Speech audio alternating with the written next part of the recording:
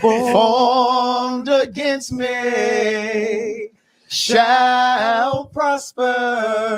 Oh, it won't work. No weapon formed against me. Give me that ad lib again. No weapon. One more time. No weapon. One more time. No weapon. Who the fuck y'all hoes? Okay, the facts are back. So who the fuck y'all hoes think it was, bitch, or what time of day it was? Okay. You gotta understand that this is a community-based project. We're not getting any funding from the government. I seen bitches out there talking about, wait till Trump hears about this. Trump can suck my dick. I gotta wait till Tuesday, okay? Oh my God, I just need to keep hearing that right there. Hey, you are awesomely awesome. And you're the best. You're the best blessed. Just hell. I can't even sound, you know what to say. Had a vision for 20 in the morning, thinking of my little sister said morning. Struggling with realities, no maladies, holidays ain't the same, everything's changed. No Bowie, no Prince, and no Michael, no Andre Crouch and the Disciples, no Walter, Edwin or Deborah Goldie, no Whitney, no George Michael. Toys R Us gone bankrupt. Damn, they guitars hit it went bankrupt. Everything from my childhood's missing, man. Man, I swear it's such a fucked up feeling, man. I'm not mad, it's a simple observation. And I'm not sad, but it's not a celebration. I'm just trying to put the pieces back together, man. Everything's falling through my fingers like sand. It seems the tighter that I'm gripping. It seems the more that I am slipping. I feel like I lost everything I love. Where's this alleged agape love? In churches ain't the same. Gospel music just ain't the same. R&B it just ain't the same. But y'all keep telling me it's the same. But I ain't feeling nothing, damn it. And I don't wanna reach up and grab it. Shots fired, get to ducking. Always knew they were up to something. This ain't no future when you're frontin'. And y'all know you still have it full. I'm not a baby, bro, I'm grown. Don't leave me standing out here alone. That's why I wrote this song, because I know I'm not alone. What are we out here doing?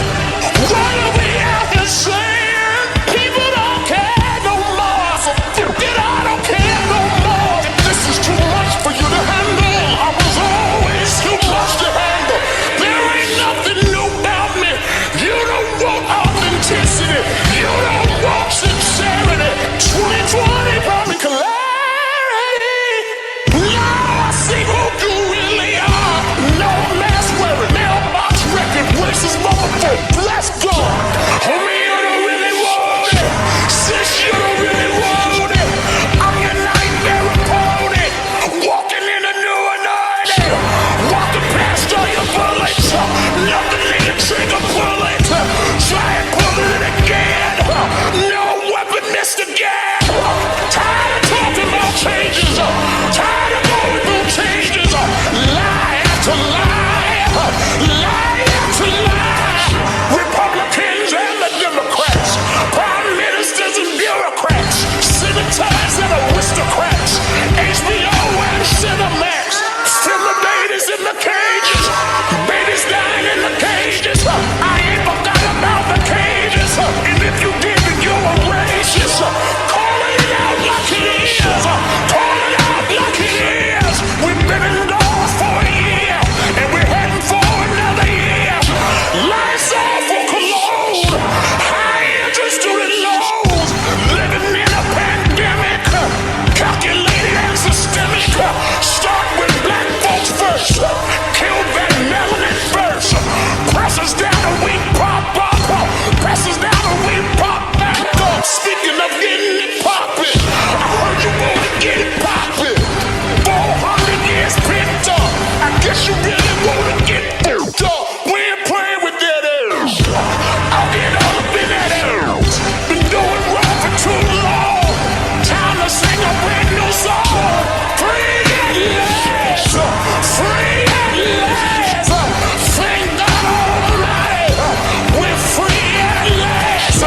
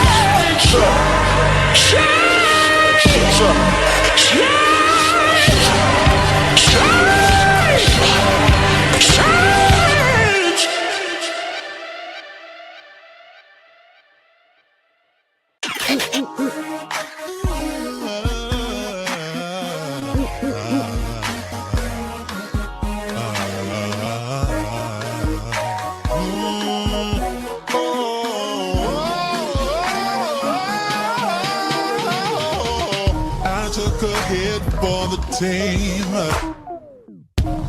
Took a bullet for the dream that we would one day all be free, free from prejudice, free from sexism, free from bigotry. I die for creativity,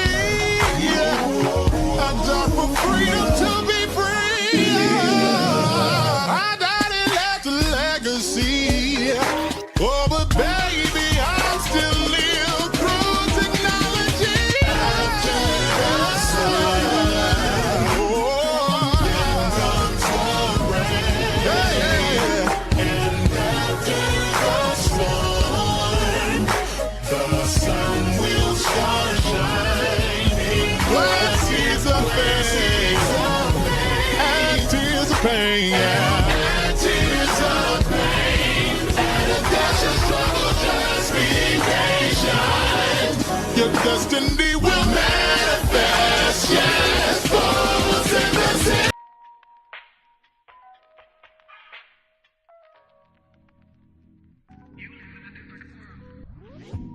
What's going on? What's going on? What's going on? What's going on, fam? It's your dude BubzDaGawd here with another live for you all. This is probably gonna be like a late night live.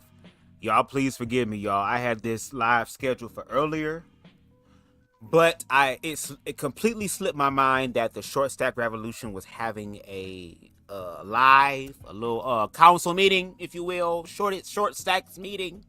Okay, over on T for T's platform. Make sure y'all go over there and check out T for T. Okay, the conversation was like a little over 4 hours, if I'm not mistaken. So if you want to listen to something tomorrow or throughout the week as you're going about your life, definitely put that on.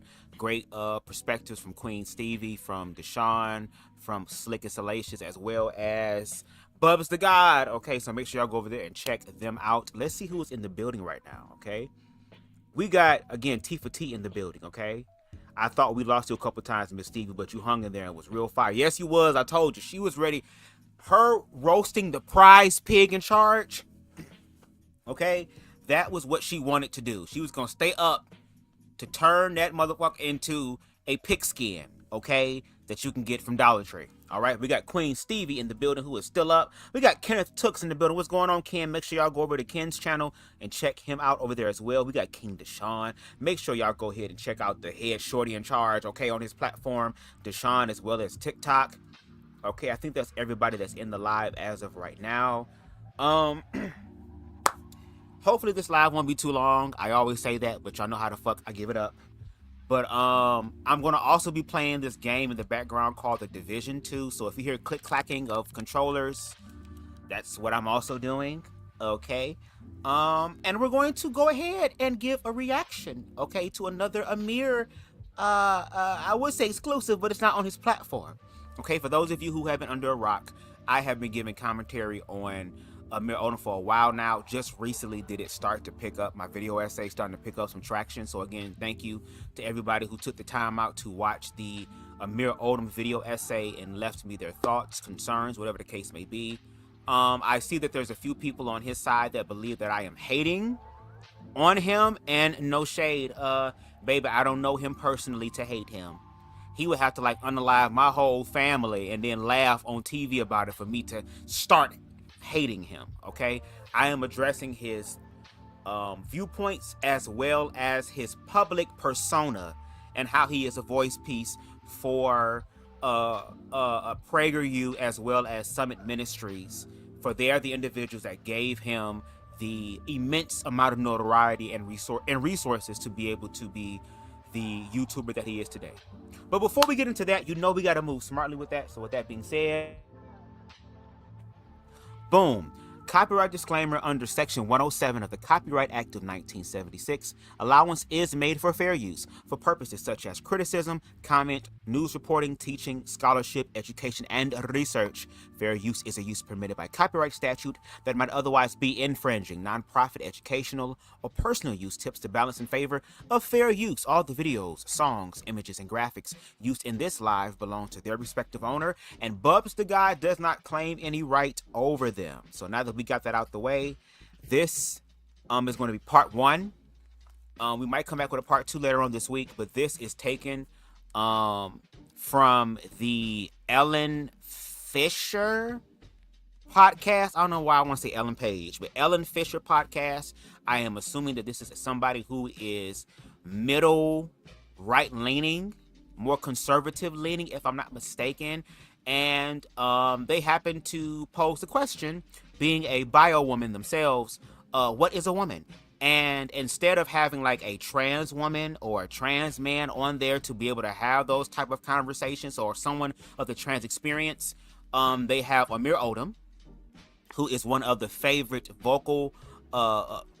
voice pieces for the conservative movement, and a leftist content creator by the name of Mason, also known as the what is his name?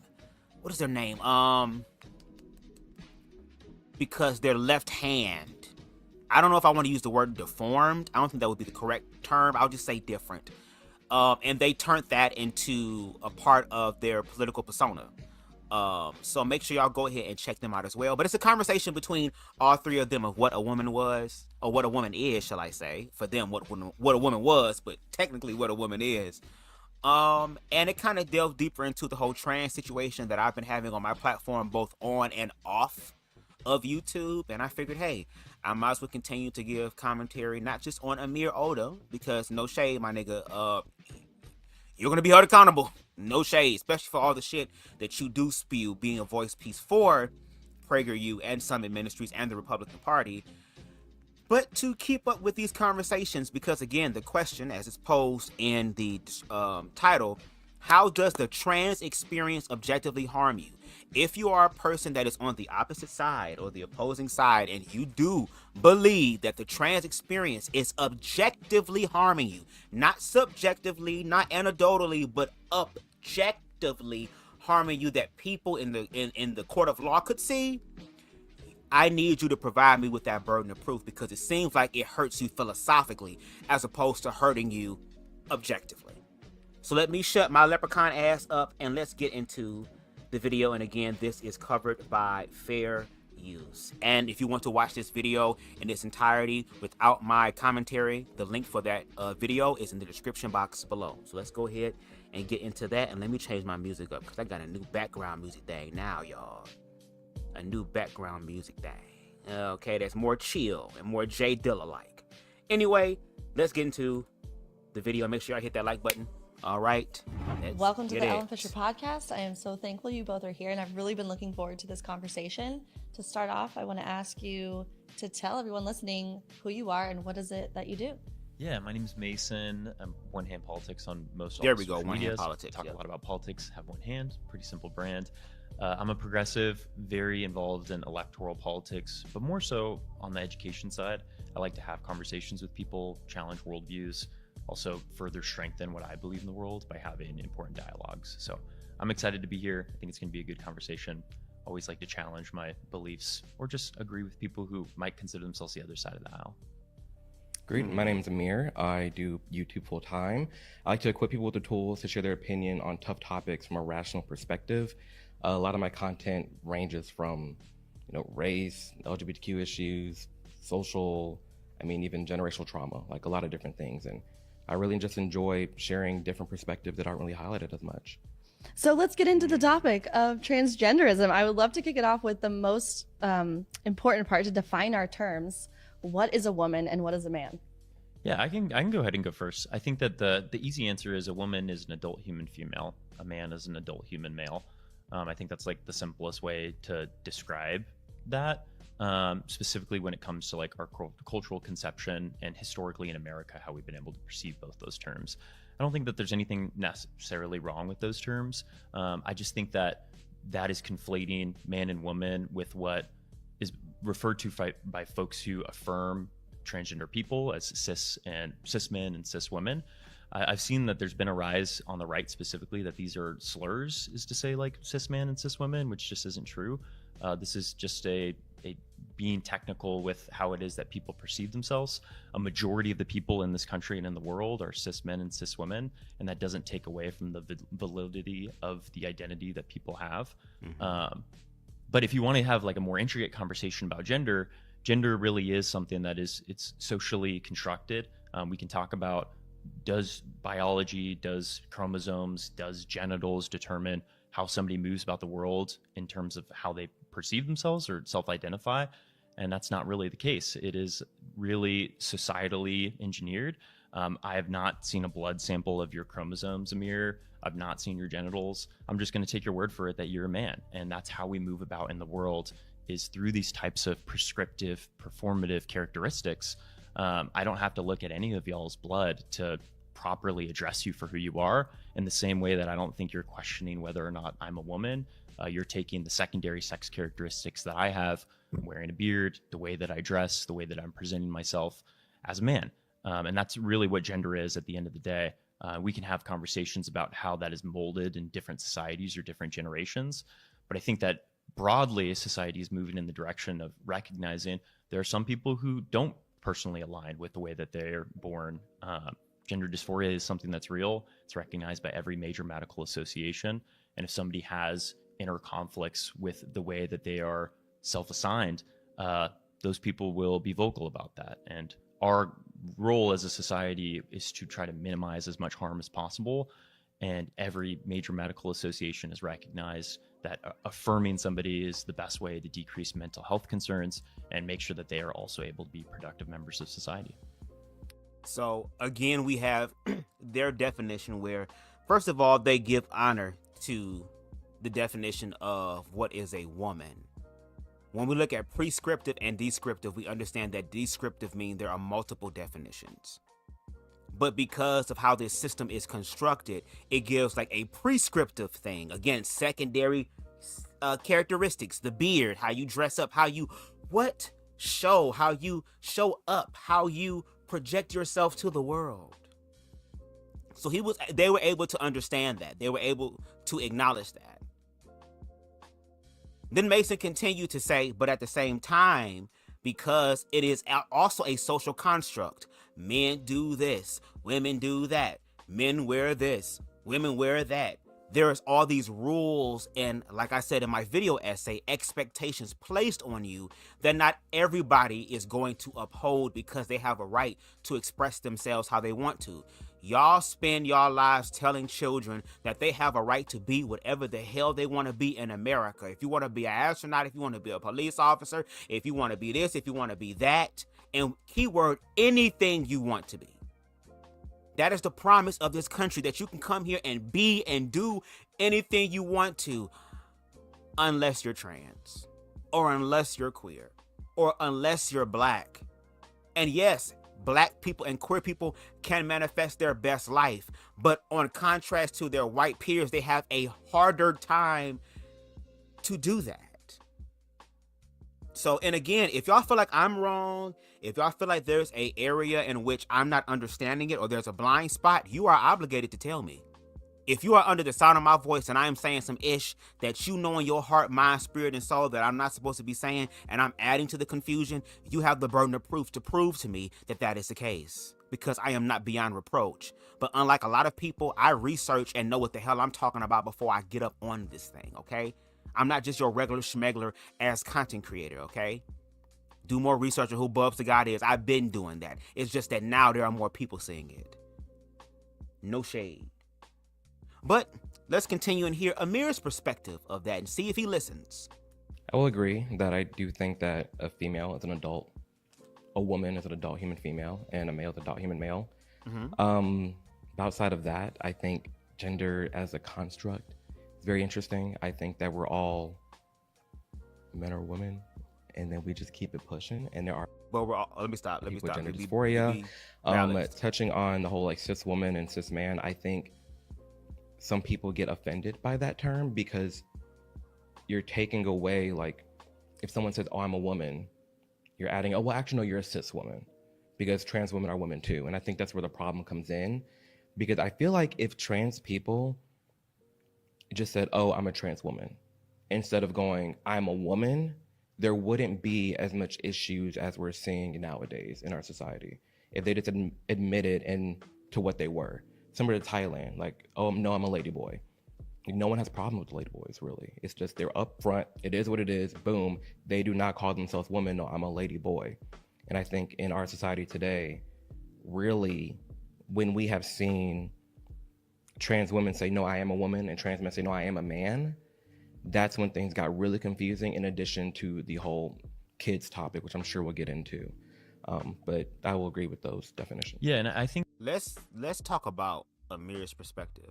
And again, I do believe that Amir has the ability to like really grow and become more open-minded, because right now his own hurt and pain has been psyoped by the Republican Party, giving him a purpose and saying, if you do things for us, you'll somehow be excluded from this.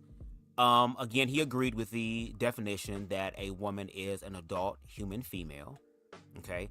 But he said outside of that, he doesn't agree, especially the whole gender construct thing, which we're definitely going to get into later on, because according to the whole gender construct situation, Amir, you don't even meet that criteria. Even me as a gay man does not meet that criteria. I've had other heterosexual men tell me that I am not man enough, that I dropped out of the manhood of the race of manhood. Okay, that I've dropped out of that I can't speak for quote unquote real men. But again, Mason just spoke, as you see on the screen. Ain't nobody gonna ask Mason, hey, drop your drawers, pimpin'. They're going to look at the beard, they're going to look at the presentation and automatically assume. And that is what trans people are doing. They're assimilating, just like how Amir believes, or other men and women assimilate according to what society says. That is the problem. That is the issue. Y'all don't want to clock that side either. And I know a lot of times I've had a conversation and was saying, you know, well, Bubs, you give a lot of whataboutism. What about this and what about that? And the reason why I'm giving the whataboutism is because we're going to equal out the playing field here of accountability. Because it seems like they want queer people to be accountable only, but they don't want to be accountable.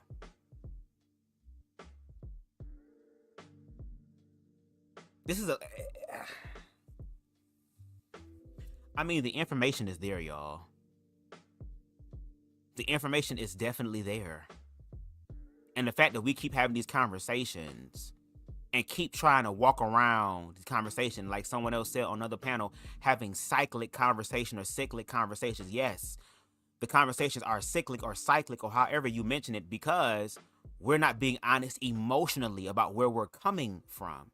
Because I have not yet heard anything about how trans experiences remove the experiences of biological men and women. How? How does that work? Has your cramps been a little bit stronger now because trans women are there? Is it cramping up more? Is it flowing more? What is happening to you personally, objectively, for you to feel this type of way? Anyway, let's continue. I think that specifically, if what happens to somebody with what you mentioned, like you're dismissing somebody's identity by saying you're not a woman, you're a cis woman, that will not happen in a place that is. And pause, I forgot this part too. Well, why don't trans women just say that they're trans women? Why don't they just say it? You have individuals like T.S. Madison, Hope Giselle, Angelica Ross. Like, there are trans women that are saying it. You have trans women saying that they're trans women. But they also are on the spectrum of woman as far as the social construct. Because if there is a trans woman that has assimilated in such a way to where you can't tell the difference, then y'all want to start asking questions. That's how we know it's transphobic.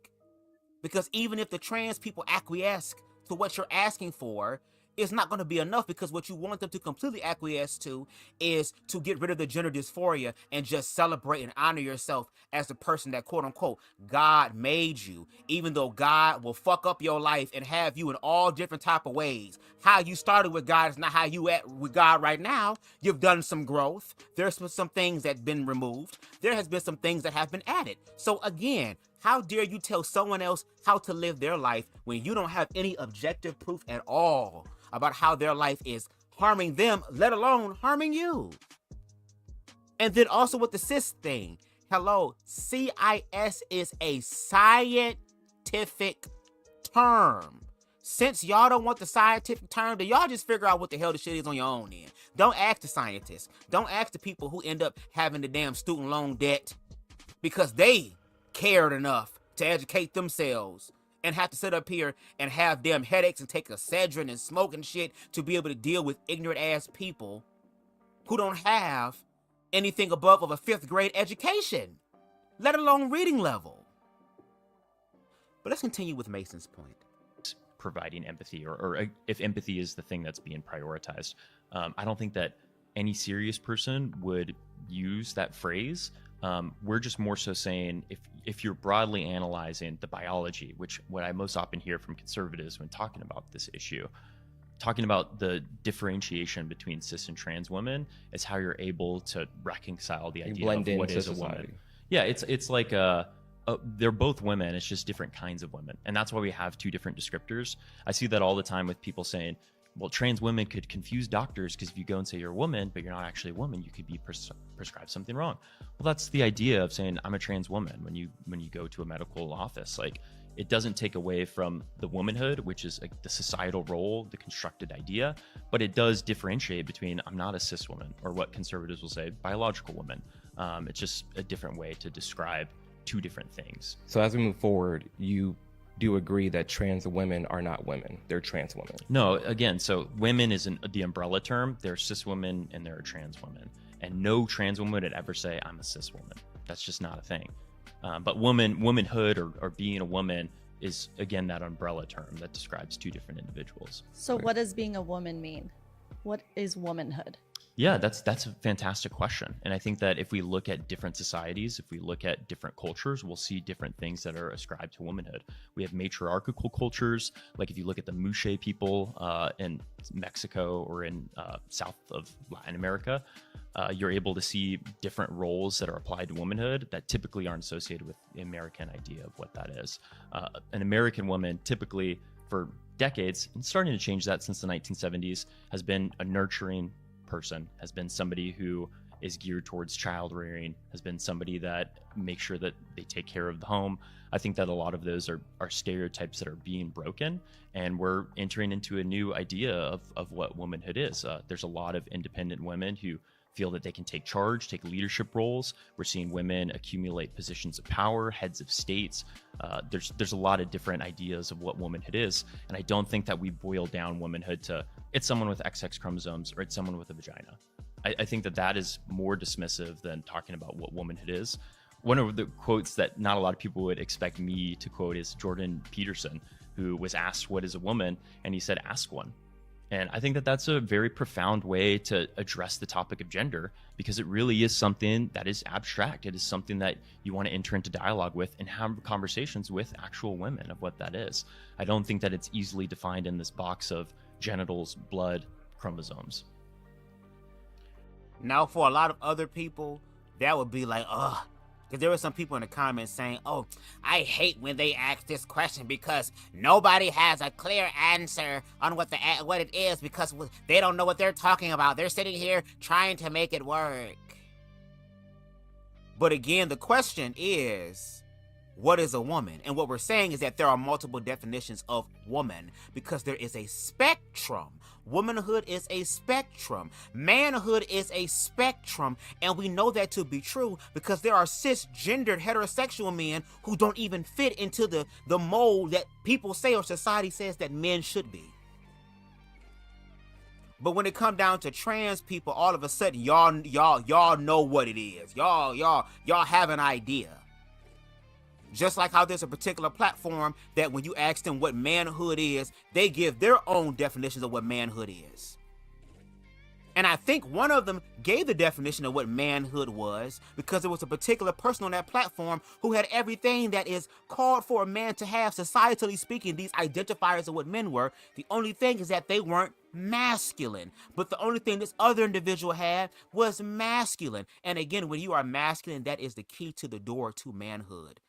That is the gatekeeping of manhood, which is masculinity. And not even biological heterosexual men can even fit into that as well.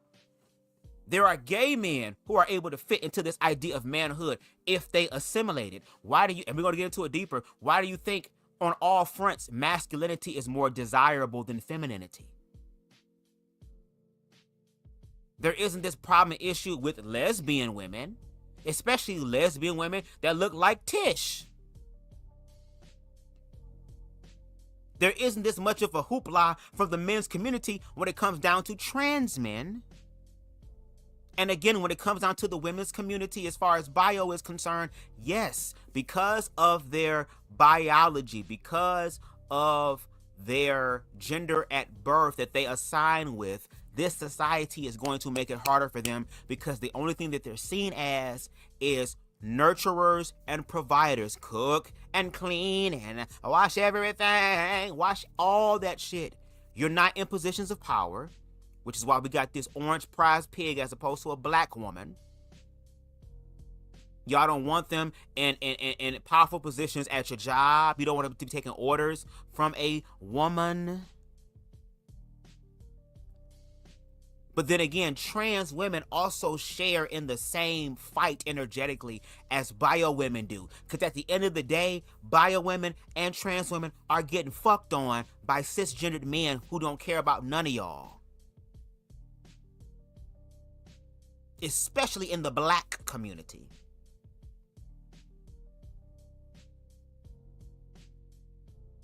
But let's continue, because you know when you start giving educated scholastic answers, I'm sorry that some people are on the hooked on phonics shit, and sometimes hooked on phonics is needed. Sometimes I gotta slow myself down so I can properly enunciate to get out of a stuttering little situation. No shade, we all need it. But there comes a point where you aspire to higher levels of education and learning. I know that some of y'all are used to a just simple yes or no question, but if all this shit could just be simply fixed with a yes or a no, shit would be done, correct? But because shit is complicated, because shit is nuanced, there has to be a upgrade in your thinking and your awareness. You have to be able to see more than just what is right there. And I'm sorry, I'm an individual that is used to not just giving my answer, but explaining how I got there, because I'm used to being the A+ student. I'm used to being the one that gets to check plus. I'm the one that's used to getting, oh, Bubs did a good job on his paper, because I think outside the box. And that's the problem. Amir and Miss Mama's here, I'm assuming in the middle, girl, is still in the box. And if you want to be in the box, be in the box. That is your life. That is your responsibility. That is your awareness. But don't pull me down in the box with you. Let me live my motherfucking life. Please. At what point does our personality come into play? Because I feel like the definition of a woman that you gave, it's a variety of different women out there. Yeah, descriptive. But at what point is that just their personality?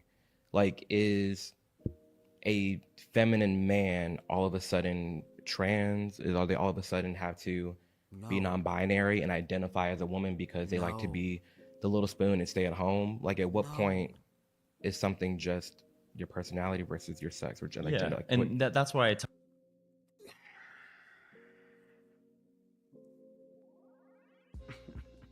This is gonna be a pretty lengthy live, y'all. I'm letting y'all know that right now. Y'all might have to catch the replay on.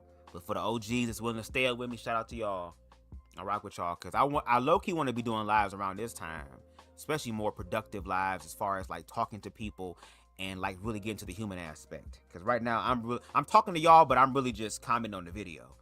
But here it is. This individual, Amir, said, well, just because I'm feminine, it doesn't mean that I need to transition out. No, you don't. If that is not your calling, if that is not your ministry, shout out to Summit Ministries, if that's not your stilo, if that's not your get down, you don't have to do that.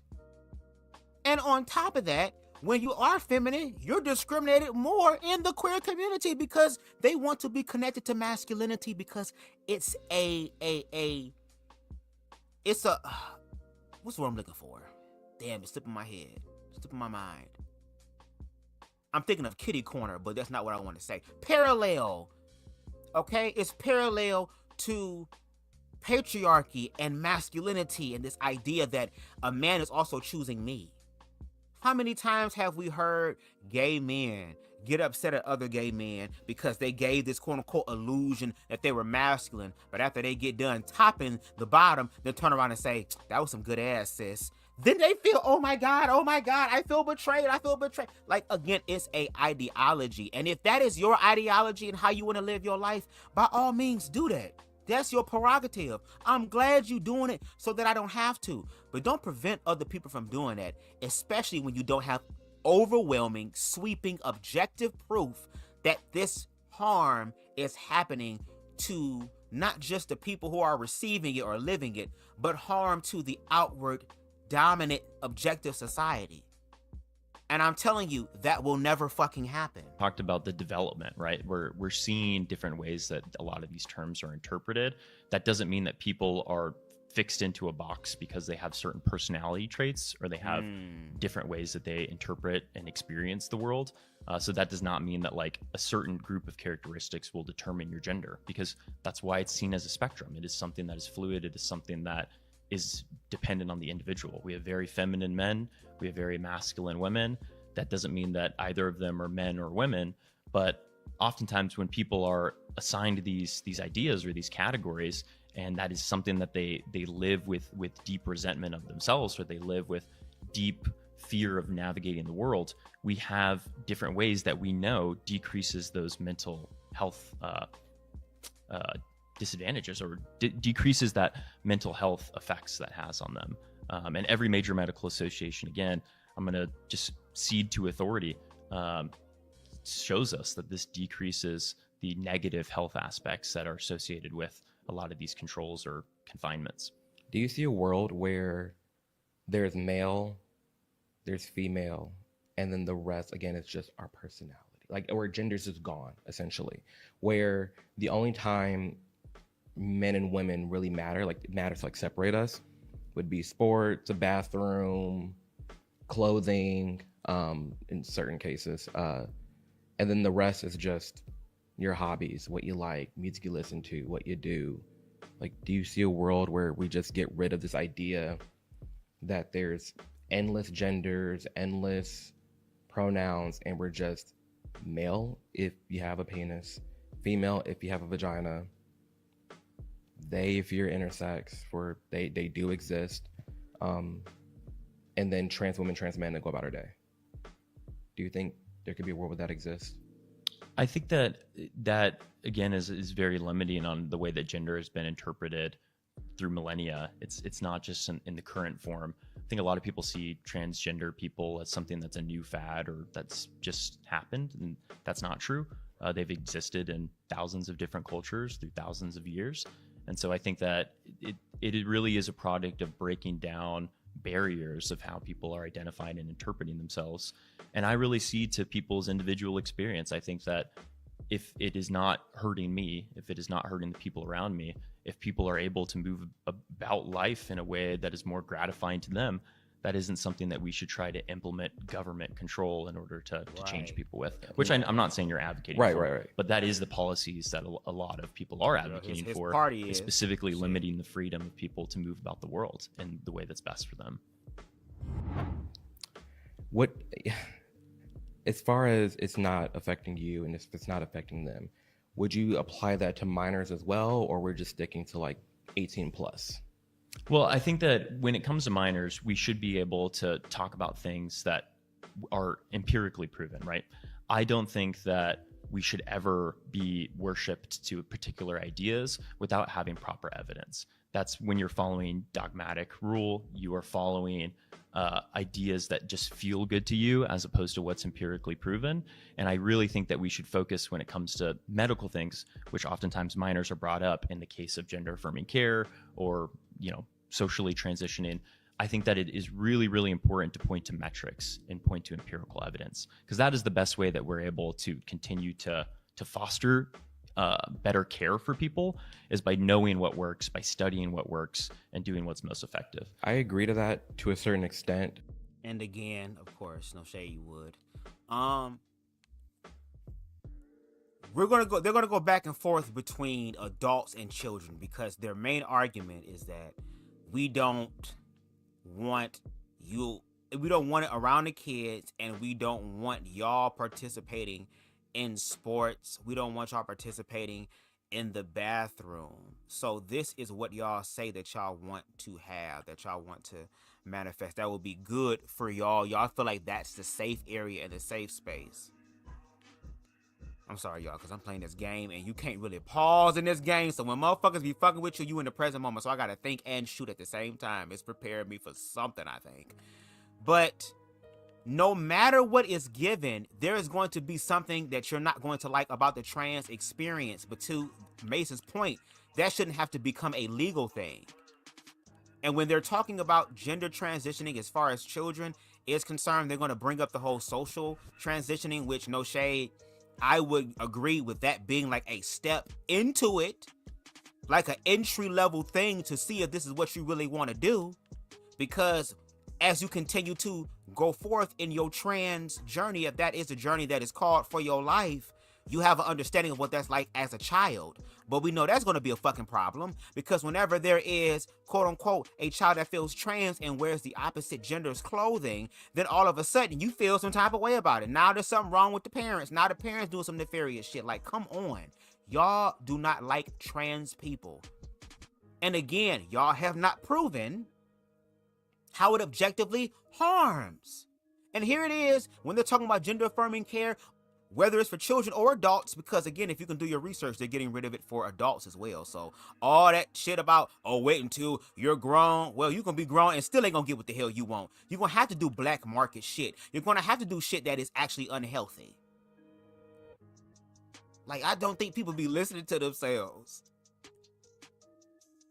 But like he stated, if we're gonna do the whole medical transitioning thing, then let's go with the stats. Let's go with the research. Let's go with the people who do all this shit. Just like how y'all be taking all type of motherfucking medications for y'all stuff that y'all got going on, and vitamins and supplements that y'all take to be able to remedy certain things within y'all that y'all want to change.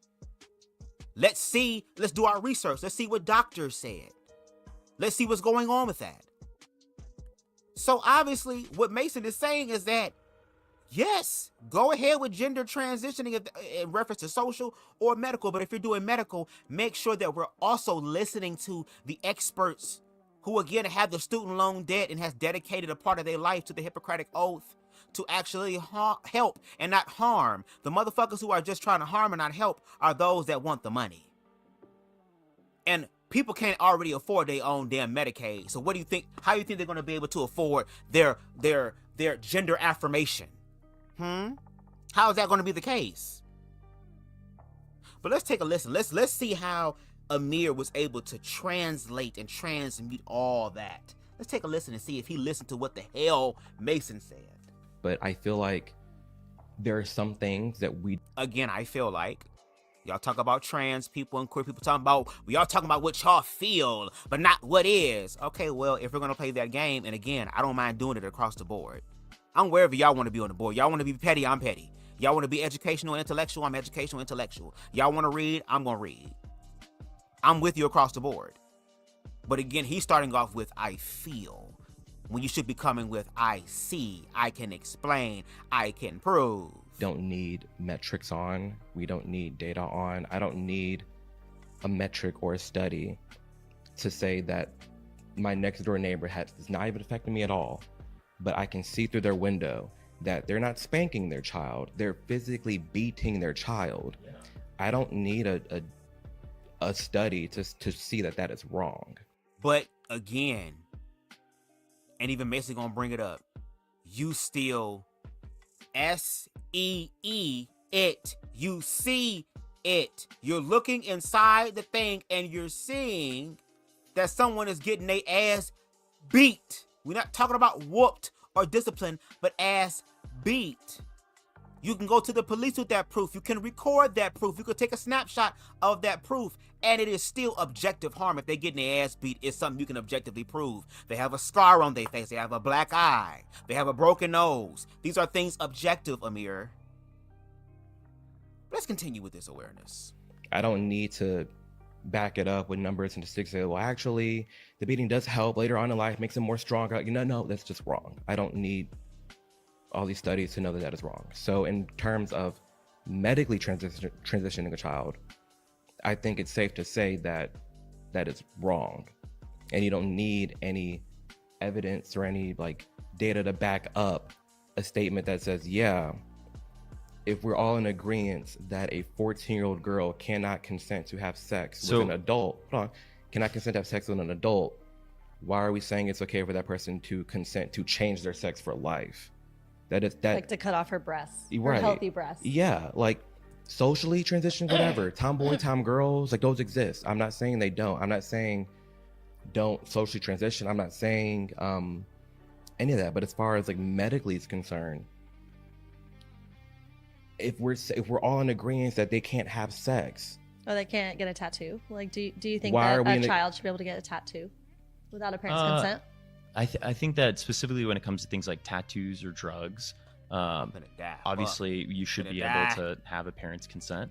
And specifically drugs that we know has harmful or negative impacts on a child's physiology, that is something that we shouldn't be encouraging.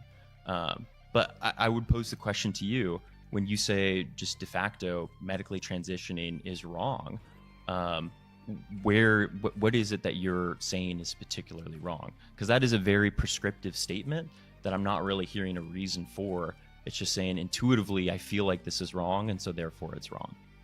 I think it's hard to you said what? It's just wrong.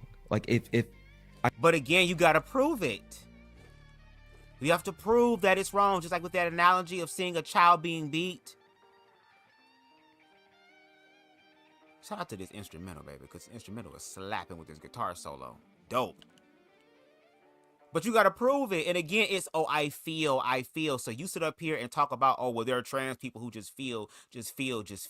Well, they feel because it's their own life. It's their own lived experience. When you're talking about things subjectively, anecdotally, you have a right to feel certain things in reference to that. But you are making a claim about something that is causing objective harm, and you have not done that yet. And yes, it would be wise for children to wait until they're 18 years old to make these life-altering changes, but as we can see in reality as well, a lot of kids don't wait. How many kids don't wait to have sex? I waited till I was 18 years old to actually have full penetrative sex and lose my V card. All the other times, it was just some hunching, side piece, I'm about to say Home Alone, High School Musical-ish. That's what it was. But there are people who have lost their virginity at a younger age than me. So we know that regardless of what mommy and daddy does not want to happen, mommy and daddy does not own their children's lives, and mommy and daddy does not live outside with them. You don't know what the hell they're doing. You don't know where the hell they're going. And I would rather them have information about the world so that when they do go out in the world, they're not culture shocked or fucked up. I'd rather they, damn, I'm missing these shots. I'd rather they just do that, because that is an objective reality. No shade. And I want y'all to see how these people are going to try to dance around the aspect of just acknowledging trans people, even in a social transitional way. They say they will do that, but as we can see, they do a lot of talking, but not enough walking out the talking. I just punch you in the face right now. Yeah, but see how you're equating something that is clearly causing harm to somebody, like punching in the face or beating your child was the other example you used. Yeah. Mm-hmm. Because clearly that is impacting somebody in a negative way. You are physically harming them. And so I'm putting the question to you, are you saying that it's physically harming somebody to medically transition them? Yeah. And why? Because if there is someone that is saying, oh, I'm trans, and we approve for them to get a double mastectomy, and then later on in life, they're like, well, actually, because I was a kid and I didn't know what I was thinking, and we allowed this to happen, and I regret it, now you're going your whole life with no breast. That I feel like that's just cut and dry. Yeah, and this is why I want to dive deeper into these notions of right and wrong, is because there seems to be an idea that the medical associations that are saying that this is life-saving is somehow nefarious, or they're lying, or they're doing it for profit, or they're doing it to hurt these people. And I'm trying to get to the root of what that is. There seems to be a lot of just emphatic statements that are being thrown out right now about this isn't particularly wrong or this example proves to nefarious action. I'm trying to see where that nefarious action is, or if there are actors. Do you think it's wrong at all? I think that there. No, we need you to prove how it's wrong, my nigga. You just saying, "Oh, I feel." You need to prove it. And again, the trans population is already 1%. That means children who are trans are less than 1%. And maybe if y'all would sit up here and allow these children to socially, shit, I walked right into that. Damn it. Lord, hold on. I'm so glad I got a damn shotgun. My shield on. Because he almost took me out. But even with y'all saying y'all can, we can go ahead and socially transition. Y'all don't even know how to do that. And maybe if y'all allow these kids to socially transition and then also be educated about transness from other trans people, have more research available for the gender affirming care. And then on top of that, there are plenty of trans people who don't even have the surgeries. They don't. So again, there is this idea of, and we just heard it over on T for T's platform when there was Joy Reid and another black cis woman who said, speaking about the whole Trish situation with Alexia, I believe, who was a trans woman who was in the beginning of their transition, so they weren't as assimilated as what society says women should look like. And they felt some type of way about that individual as well. But then said, well, if you were to get it cut off, then I wouldn't have a problem with it. But according to y'all, they still gonna have testosterone, right? They still gonna have these male things happen to them that society transmutes into how men should show up, and that men should have this. They would still have that, right? Even though these trans people who are in these sports and stuff also are trying to assimilate to what society says by taking hormones to be able to relax all of the stuff that is happening. So again, as you will also see, that it doesn't matter what happens. They don't want trans people around at all. Or if it is a trans that they understand. And baby, you ain't got to understand it because you're not the one living it. And you have trans people and non-binary people who literally be telling you how they want to be, how they want to be identified. And then y'all take a problem with that and wonder why y'all confused. Move the hell on with your life. If it's really about move the hell on, move the hell on. You are a woman. The woman on the show right here is a woman. There is nothing that can stop that. Don't matter how many trans women are in the world, you are still your version of a woman. You still have value and things as far as a female is concerned that trans women will never fucking have, and they're telling you they're okay with that. But again, it seems like the people who have the problem is not the trans people. It seems like it's y'all.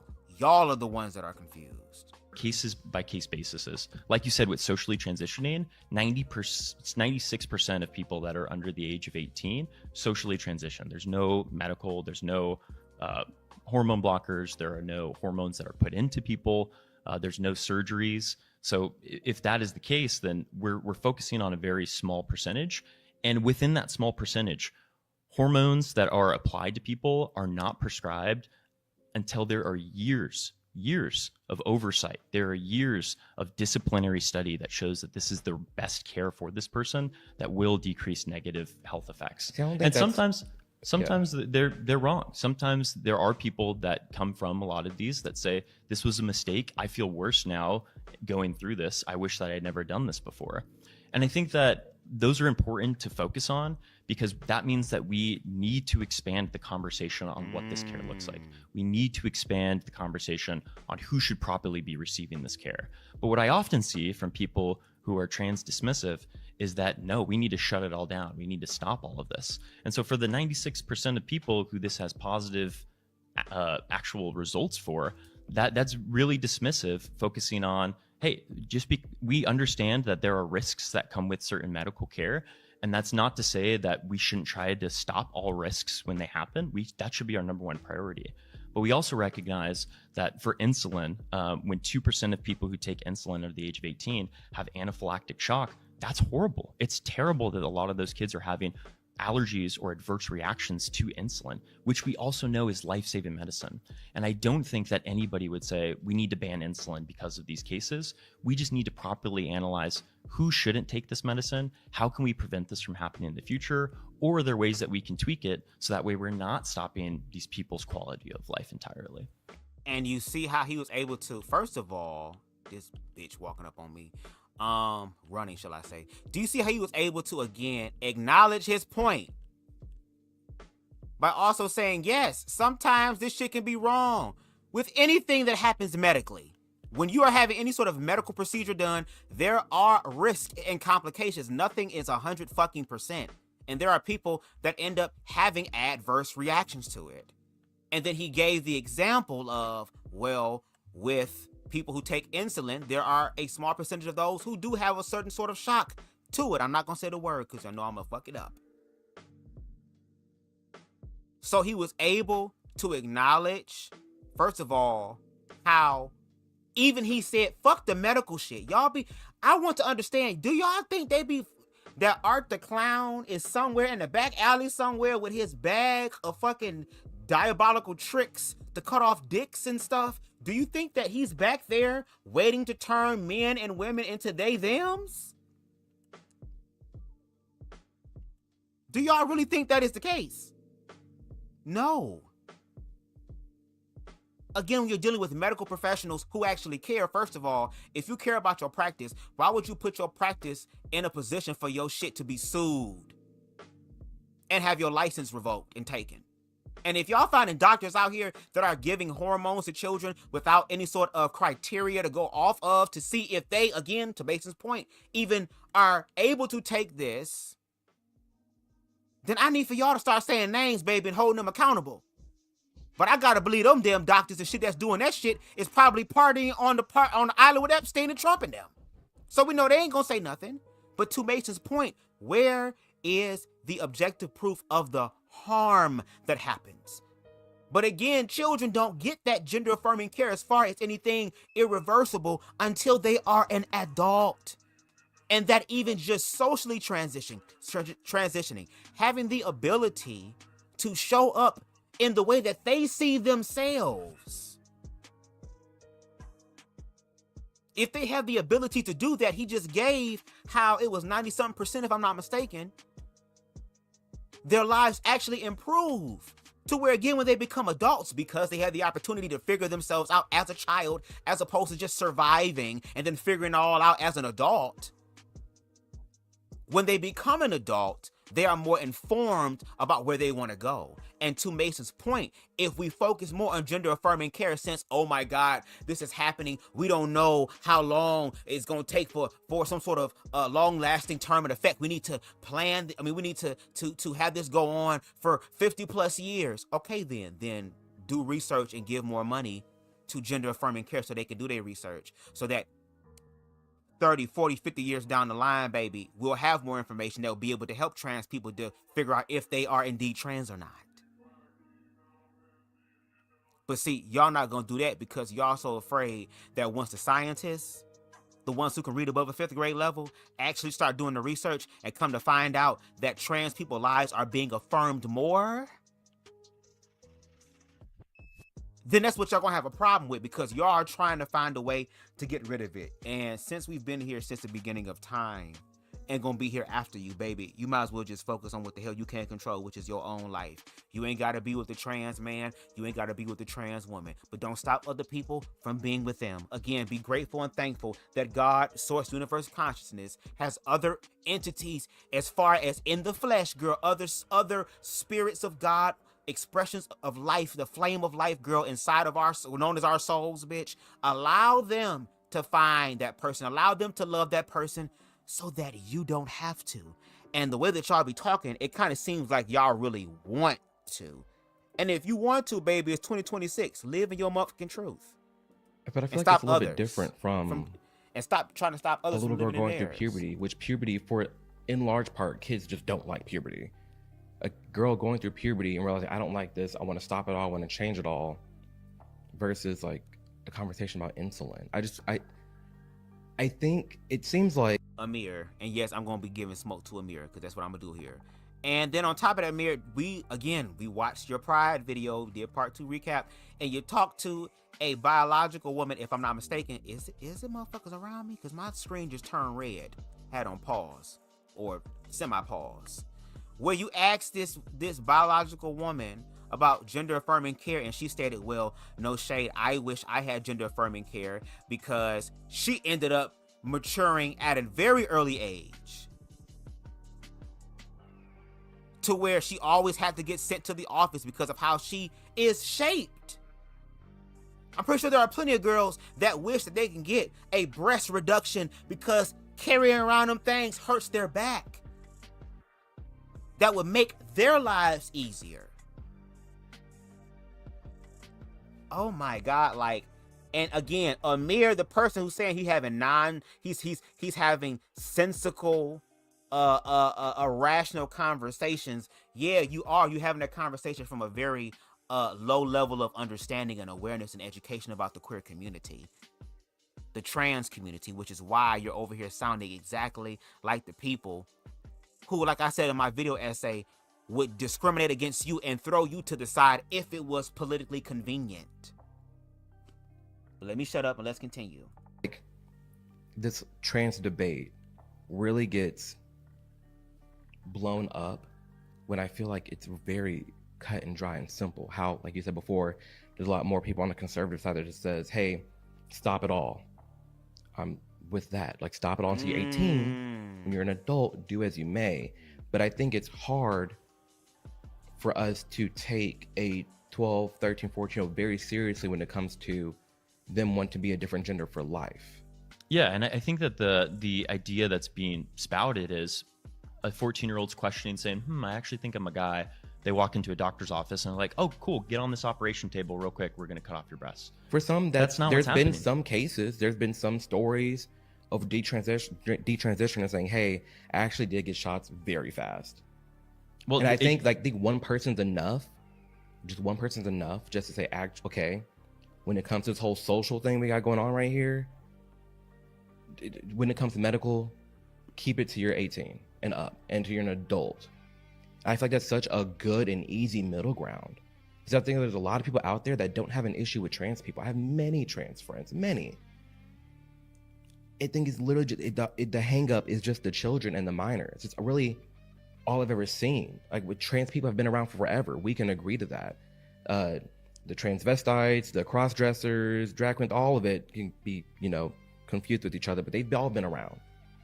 But I feel like, especially after gay marriage, homosexuality, the view of the LGBT community was rising. It was fine. We're chilling.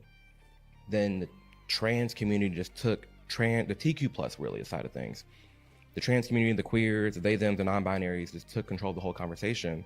And since then, that's now when we've seen this downfall of people respecting gay people in general, and this whole trans conversation reached the forefront of our society, in large part due to just children in sports, but really just children. I feel like that's such a good middle ground to say, hey, we all don't agree on this one thing, but I think we all can agree that kid can wait. I think that's a perfect middle ground. Do you not? Girl. That's why, again, make sure y'all check out, okay, my video essay on Amir Odom, because the stuff that he's talking about, I have already addressed and low-key offered solutions to. Now, he starts off by saying, oh, well, isn't one enough? Isn't one just enough? Okay, let's again take the idea of, is one just enough? Because I have to do my research, because from what I've been told, there is evidence of children who have done gender affirming care and have regretted it. And if I'm going to do my journalistic due deals, I'm going to have to, honor that. No shade, I'm going to have to. I'm going to have to look at that. I'm going to have to see what that's about. And if that is the truth, I have to honor that. But again, what can remedy that from happening again is first of all allowing children to socially transition, which I wish I would, if I was on the platform and I was Mason, I would ask the host of the show, Miss Ellen Fischer, how do you feel about that? You are a mother of 5. If one of your children came to you and said that, Mommy, I feel like I'm trans, there's something going on with me, and I really want to figure this out, this has been on my mind the entire time, are you going to be like, okay, well, as long as you're not medically transitioning, cool. Let's start with social transitioning. Let's start with the tangibles, the wigs and the makeup and the clothes and the shoes and the accessories and the damn Bath and Body Works spray and cherry blossom and shit. Like, let's go ahead and deal with that. I guarantee you she would say no. I guarantee you Amir Odom would probably say no, because I feel like he's using it as a talking point. But again, the reality of what's going to happen to that child. And then agreeing and saying, well, the conservatives who are saying, you know, well, we should get rid of all of it. And I kind of side with them until you're 18. But that's the thing. The party that you support don't want it to be just at 18. Because if you're an adult, they are saying that the adults are influencing the children. And children are going to always be around, correct? Children are going to always see things, correct? Whether you want them to or not. All of us have saw things and done things that we probably should have not done as children, but we did it because we saw other people do it. And what's be gagging me is that adults somehow forget that they were once children. And what do you think? And then for you having, oh, I have trans friends. I talked to my trans friends. Well, have you talked to your trans friends about their childhood? And asked them, when did you know you were trans? When did you come to the realization that you possibly was trans? Were you gay first and felt feminine first and then transitioned because you felt like the questions that you have or the assumptions that you have in reference to how transness manifests, like have you asked your friends that are trans that question? And I wonder how many of your friends knew that they were trans at a young age. Just like how, Amir, you knew you were gay at a young age. And what Mason's going to bring up that's going to completely clock Amir. And since my video essay ain't clocked him to where he can see it, shout out to Mason be able to give some of my talking points in the video essay to his ass. It wasn't so long ago, and in reference to T for T's comment, that, where's it at? It was illegal for him to be gay. His identity, because at the end of the day, I would love to live in a world where I can say, oh, I'm gay and nobody gives a fuck, and that just becomes a secondary aspect of my personality. Oh, that's BubzDaGawd. He this and that and that and this and this, and he also happens to be gay. That would be it. But when you are gay, especially in the black community, your whole black card, your whole man card is completely overshadowed by the fact that you are gay. So for Amir to finally get what the hell he want and tell everybody else, fuck you, I got mine, like I stated in my video essay, when it was trans women who were on the forefront to be able to make sure that not just trans women, but those who are part of the queer community, those who are oppressed, can be able to have the rights that they have today. And the gag is that once they come after trans rights, you think they're going to be like, well, Amir Odom did good for us, so we're going to leave gay marriage alone. No, they were already testing gay marriage after Roe versus Wade, because they're coming for all of it. And Amir and nobody on the Republican side has proven to me that the Republicans or MAGA or just the right they want to peacefully coexist with queer and trans people. I don't have a problem with trans people. I don't have a problem. I'm not transphobic. Well, you're denying their existence to their face and then putting it in laws for them to live the way that you believe they should live. But again, children have always been used as the proxy of discrimination, used as the shield for discrimination. Amir Odom, I put in my video essay. Have y'all remembered that motherfucking old ass video that they made during the 50s and 60s called Boys Beware? About how a homosexual man is a predator, is a PDF file, is a pervert that is looking to take your innocence from you.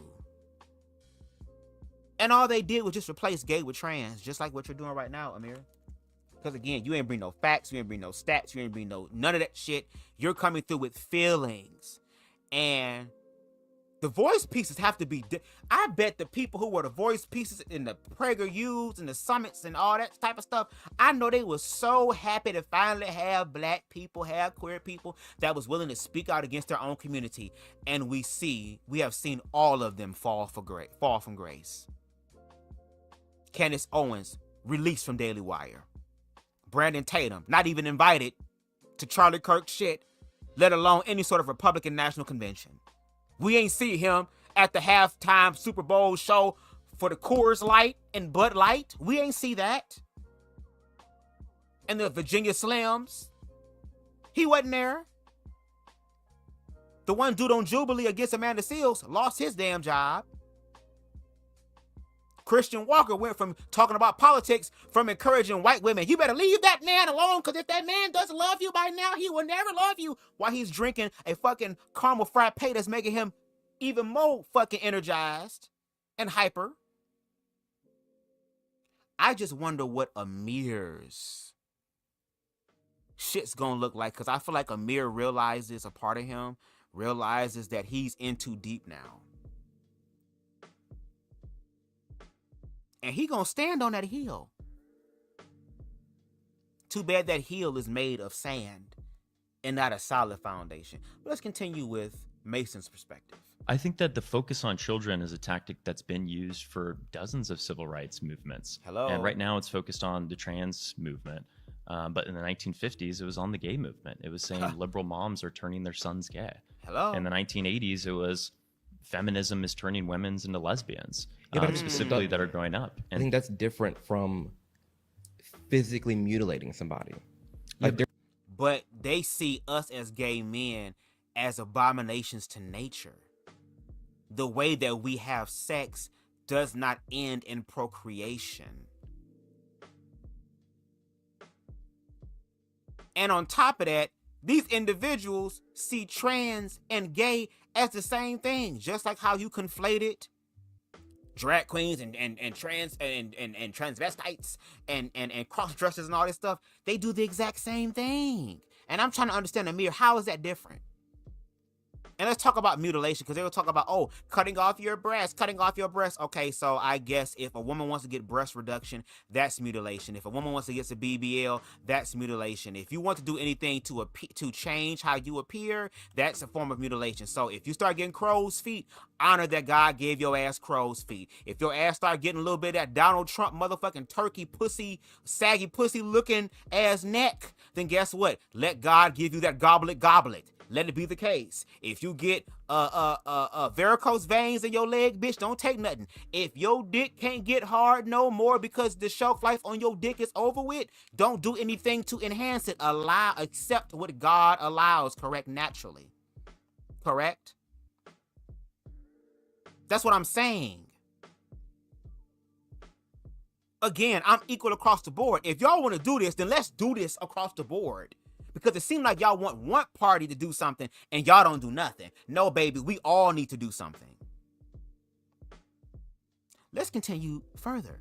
There's these thoughts, So that language in particular right there, you're already evoking very strong negative opinions on something, which again, we've already established as a very small sect of child transitioners. What did I just say exactly? You said being physically mutilated. Is that not what's happening? Or that's not what's happening. How would you say that's not what's happening? Cutting off happening. healthy body parts wouldn't be considered mutilating? No, it's not. What is mutilating? Mutilation is a specific tactic that's used oftentimes in fundamentalist circles to stifle somebody's pleasure, or specifically to stifle somebody's proper development. That is physically mutilating. Well, I have a question. Yeah. When it comes to children, do you at all see their potential positives to, instead of going, oh, you think that you're a boy when you're actually biologically a girl, let's like do all these things to help you feel like a boy. Should there be any place to help that child feel happy within the body they're in? Yeah, so you're saying that we should respect somebody for who they are, right? Instead of trying to make them someone that they're not? I guess that's worded differently, but more like not just respect it, but if somebody's feeling, hey, I don't feel good in my body. We should encourage people to be who they are instead of something that they're not, right? Well, yeah, Yeah. You're biologically, 100%. you're biologically and a girl. I and to be agree. I happy think with we that. should respect and encourage people to be who they are and not someone that they're not. So trying to force somebody into this box that they're not is inherently hurting their development. But we should be encouraging somebody for who they are. And for somebody who has gender dysphoria, we should So they have already answered the question that they are not going to do any sort of social transitioning at all. So all this social transitioning shit was just a talking point to be able to shut people the fuck down. Y'all have not came out y'all. See, again, here it is. Well, don't you think it's okay for that? And hell, I am a gay man. And I still identify as a cisgendered man. I have dated feminine ass men. Androgynous ass men. Beautiful ass men. Who naturally have what would be considered more feminine shapes. But they still understand and identify with what it is that they feel on the inside. They're just a feminine man. And again, y'all point would be more valid if it was like a overwhelming, sweeping amount of people just automatically becoming trans out of no damn where. Like 80% of humanity is now trans. This is a small community. And again, for you motherfuckers that got trans friends, why don't y'all ever bring them on the platforms? Why don't y'all ever do video recordings with them so that we can hear their talking points? Because people love saying, I got a gay friend, I got a trans friend, I got a black friend, girl, and then when we see their friend, they like Amir.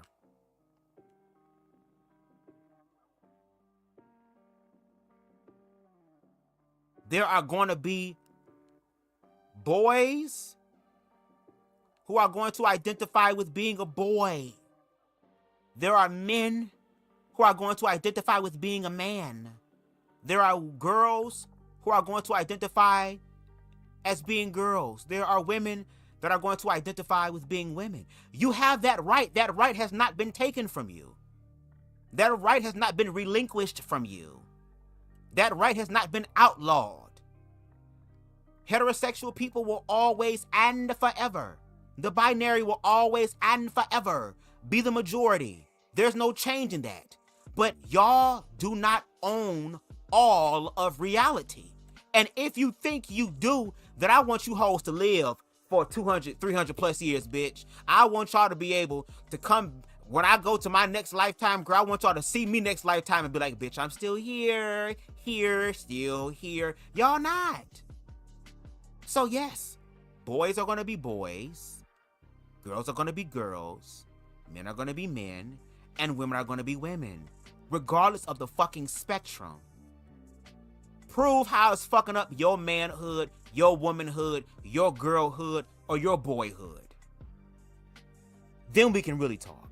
Recognize the most healthy way to help them navigate through the world. What about from a perspective of, hey, okay, for example, when I first realized I was gay, this was back in 5th grade. I was like, oh snap, I'm gay, this is bad. Like, this is bad. Like, I was raised bad. I'm like, that cannot go down. And here you go. As a child, girl, the first thing you noticed was, just like as many, like queer people like myself, oh, this is bad. This is bad. So children do know who they are and can understand the fear and the world they live in. And that's just not homosexuals, Amir. It's trans people too. And one of the first thoughts I had was, well, then maybe I'm a girl. Because girls like guys and I like guys. And I feel like there are some kids out there that are saying, I'm gay, but girls like guys. And I'm supposed to be, I like guys, so maybe I'm supposed to be a girl, I don't know. Then they go talk to their parents and then they get trans. And it's like, what if they just grew up and they were just gay? Like half the time, I feel like some of these parents that are transing their kids are low-key homophobic, the real homophobic, in that instead of just having a gay son, you're saying, actually, no, we're going to trans you because at least to be a girl that likes guys. Like,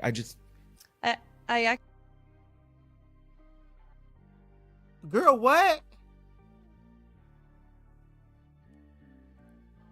So you're saying that there are gay people out there that believe that they should be girls, and let's go with that analogy that they're girls.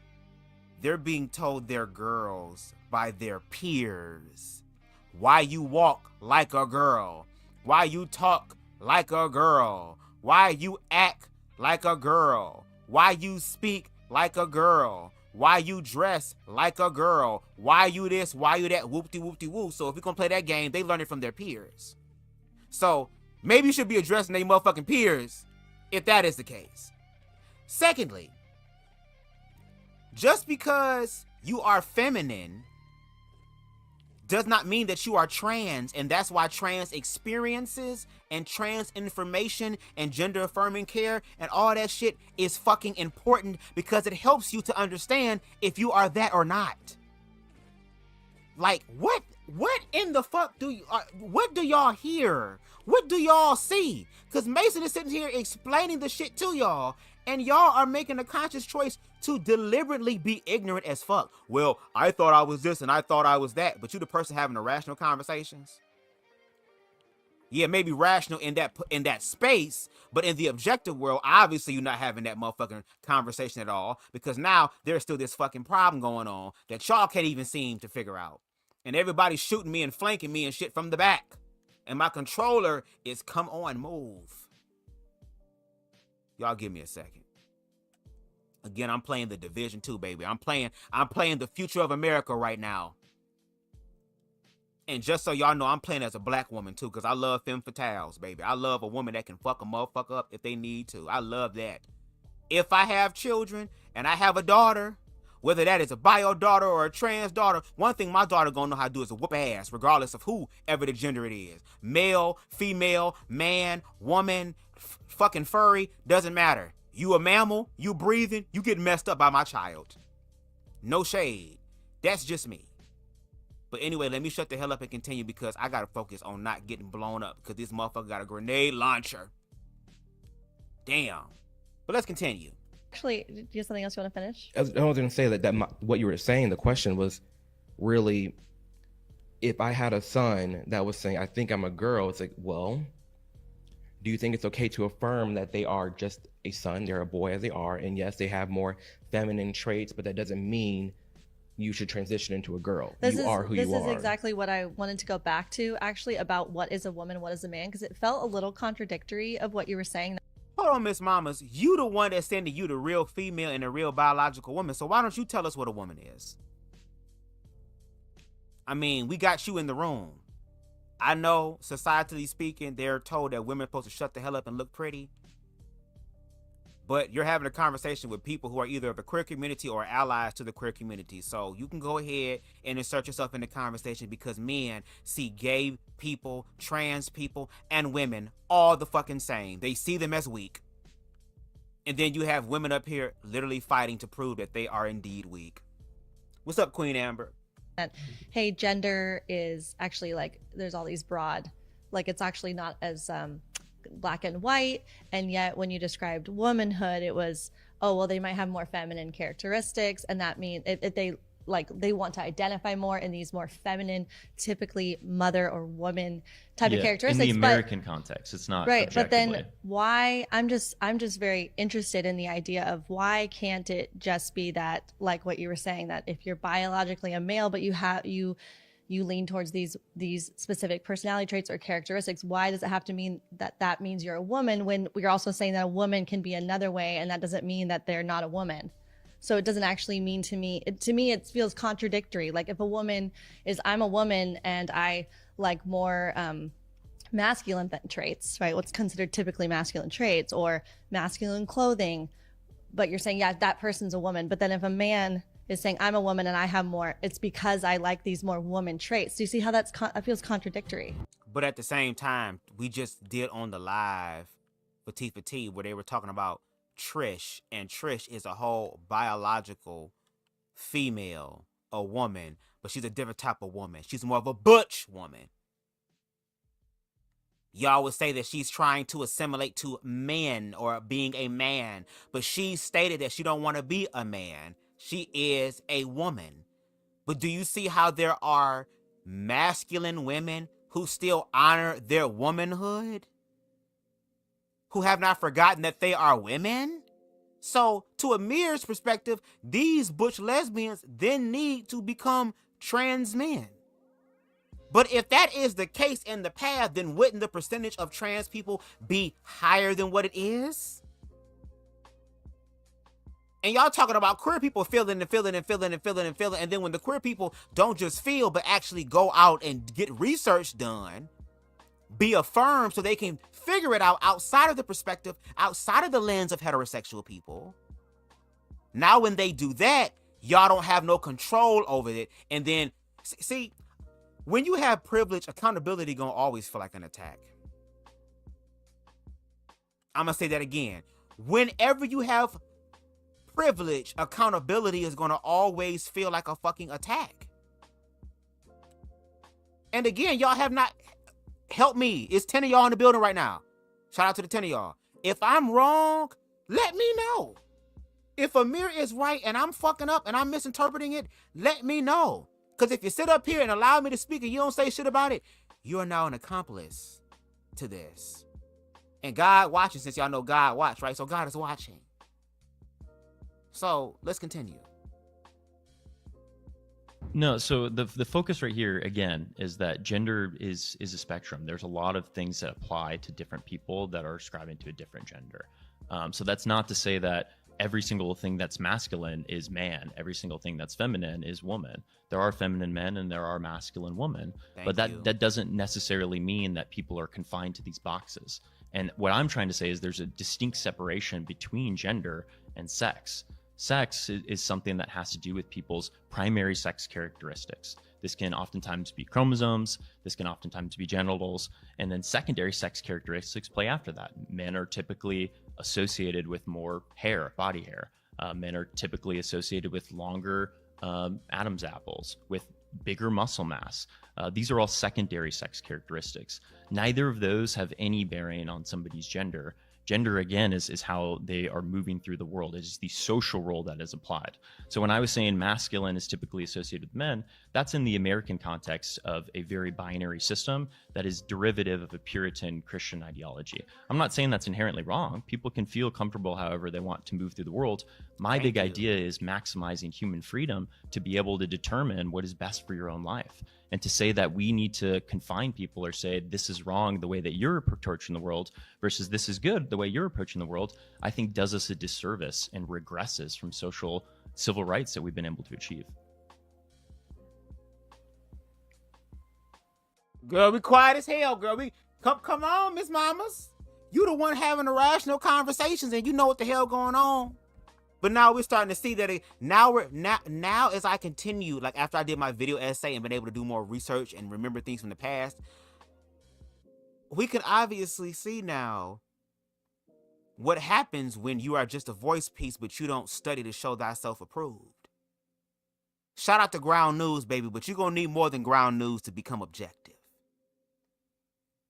Shout out to PragerU. You're going to need more than PragerU to be objective. Shout out to Summit Ministries. You're going to need more of them to be objective. Because now you're sitting in a chair with somebody who knows what the hell they're talking about. That despite what you believe or what you want to believe, he is talking to the people who are actually living the realities that y'all say is impossible. That y'all say is wrong. And all that Mason is doing is looking at what y'all saying and looking at what they're doing to see if there's a correlation. And we see that there is no fucking correlation. But let's listen to Amir's response. It just seems like at what point is someone trans versus they're just who they are. They're a biological man that has a lot more feminine traits. Like I'm thinking like a butch lesbian. That's still a woman. Like that butch lesbian is a woman just because she's a butch and she's like hockey, the whole stereotypical thing, like hockey and very like manly traits doesn't mean she needs to be trans. Like, it's okay to be a butch. It's okay to be a feminine man. Yeah. And knowing that that's okay, it seems like there's two things in there. I have a good question for you. Do you think that it's being discouraged right now to be like a butch lesbian or a feminine gay man? I think there's a lot of infighting in the LGBTQ community. Really? With the trans. A lot. Because even then, now, because, not saying you, because we defined our terms in the beginning, but there is this group of people that are saying, hey, trans men are men. Trans women are women. Yeah. Therefore, if you are a trans, hold on, let me get, this is what, on that Jubilee episode, I walked forward to a question and we sat down and all the conservatives were like, really, Amir? And I sat down and I was so confused by the topic because it's just a whole train to follow. But if you are... Okay, well, if you're confused, you need to move the hell out of the way so that other people who ain't confused, who know what the hell they talking about, actually happen. See, that's what happens when PragerU and the rest of those people put you in these positions to defend them, and you fail at the application. We got Saintly Shenanigan 2.0 that says, oh, babe, I feel embarrassed because I used to watch Amir's content when I freshly came out, but still don't accept myself. I had to internalize homophobia and trying to reconcile my faith and my queerness. Well, I'm glad that you used to watch it, and if you haven't yet, Saintly Shenanigan 2.0, check out my video essay on Amir Odom. It's one of my most recent video uploads. Check that out, because a lot of the things that he's discussing and some of the things that you talked about as far as in your comment, I addressed in the video essay. But yes, Amir, let's see how this star is going to preserve itself from falling from grace. Are a trans female to male, and you are now saying, I am a man, and then you go on Grindr, which is a gay hookup dating app, and you're saying you're a man, and I meet up with you, and you have a whole vagina. Now I'm transphobic because I'm like, I don't want that. That doesn't make you transphobic. If you have to preferences you, on but people, to some people, that's been the case. I've been called transphobic for having that opinion Right. by trans people. And I think a lot of because people... I'm invalidating that they are saying they are a man when in fact you have a vagina. You are not a man. Yeah. But then at the same time, you spoke about how there were DL men on these apps. I like, for example, Grindr, that crashed Republican National Convention multiple times, mind you. So these are individuals who like holes, And I shared my experience when I was on those apps, and particularly Grindr, because I was on Jacked most of the time, because that's what a nigga say. But sometimes niggas be on the Grindr, so I went on Grindr, and there was this fine ass trans man, fine as hell, just all, because I have different types of men that I like, okay? And it was a fine ass trans man. They stated they was trans, to where, of course, because I'm gay, I'm like, girl, I don't know about the vagina aspect, but the way that their presentation was giving, it was giving the construct of man. And even though they were trans man, they were still androgynous, so there was still an attraction there. There are gay men who have fucked women. Hello, there are men who are bisexual that fuck women. There are people that have the capacity to have both, and if they happen to be on these apps and find a trans man or a trans woman that happen to have both, that's a benefit for them. But you ain't got to be with the queer person. I mean, the trans person, Amir. Just like how on those apps, they say no fats, no femmes, no Asians. They're very explicit about what they want and what they don't want. And if you ain't got what they want, they're going to swipe left on your ass, or I think it's whatever it is to discard you. They're going to swipe left on your ass. They're not going to give a fuck. You ain't got to fuck the trans person. Now, for the person that's saying you're transphobic, the part where the transphobia comes into play is that you're the one that is conflating their biology as far as male and female with the social construct of man and woman. Trans women are women. They are just women of trans experience. That's it. They're on the spectrum. They haven't taken over the umbrella of womanhood. Just like with the umbrella, how there are different spokes and different ways, I forgot what the word is, but that's helping to build the construct or the foundation of the umbrella. Trans women are a part of that. Whether you want them to or not, they've been here, will be here forever, even after you're gone, even when your womanhood has now been extinguished, because it's time to move on to what's ever after this. So I need for y'all to start making sense. Start making sense, Amir. You're the one that's saying that you're rational. I need for you to make sense of that, because what's objective is also acknowledging the information that validates queer people and trans people. See, being objective means I'm going to listen to the right side and what they're saying. I'm going to listen to the left side, what they're saying, and then find the answers that are always in the motherfucking middle. It's going to always be in the middle. So allow it to be in the middle. I'd be like, girl, what the fuck?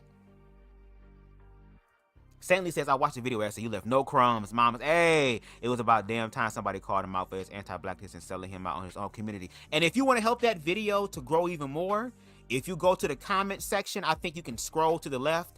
They have something known as hype points. Now that I'm a YouTube member, I reached one of the 2 milestones, still reaching the second one. You can definitely get that video up in the hype algorithm by whatever hype points you have. You can hype up the video. So if you have any extra hype points, make sure that y'all go ahead and hype up that video essay, baby, because I feel like we can get it past the 2,000 mark, baby. And if Amir Odom out here doing this type of stuff, baby, y'all can help Amir Odom see the video essay, because I would love for him to see it and to give his perspective, because I'm down to have a conversation, or if it is a debate with him, whether it's online, whether it's a public or private conversation, I don't mind that. But again, Amir, you're not proving objectively your point. You're just being very fear-based about it. And I think that there's a lot of defensiveness that's oftentimes associated with a group that is heavily stigmatized. I think that we can all agree that trans people right now are a focal point in American politics that's constantly being debated. But what does it have to do with the term being, what is gay? What is being gay to you? Being gay is like a man who likes another man, or a woman who likes another woman. It is somebody that has same-sex attractive. And what is a man?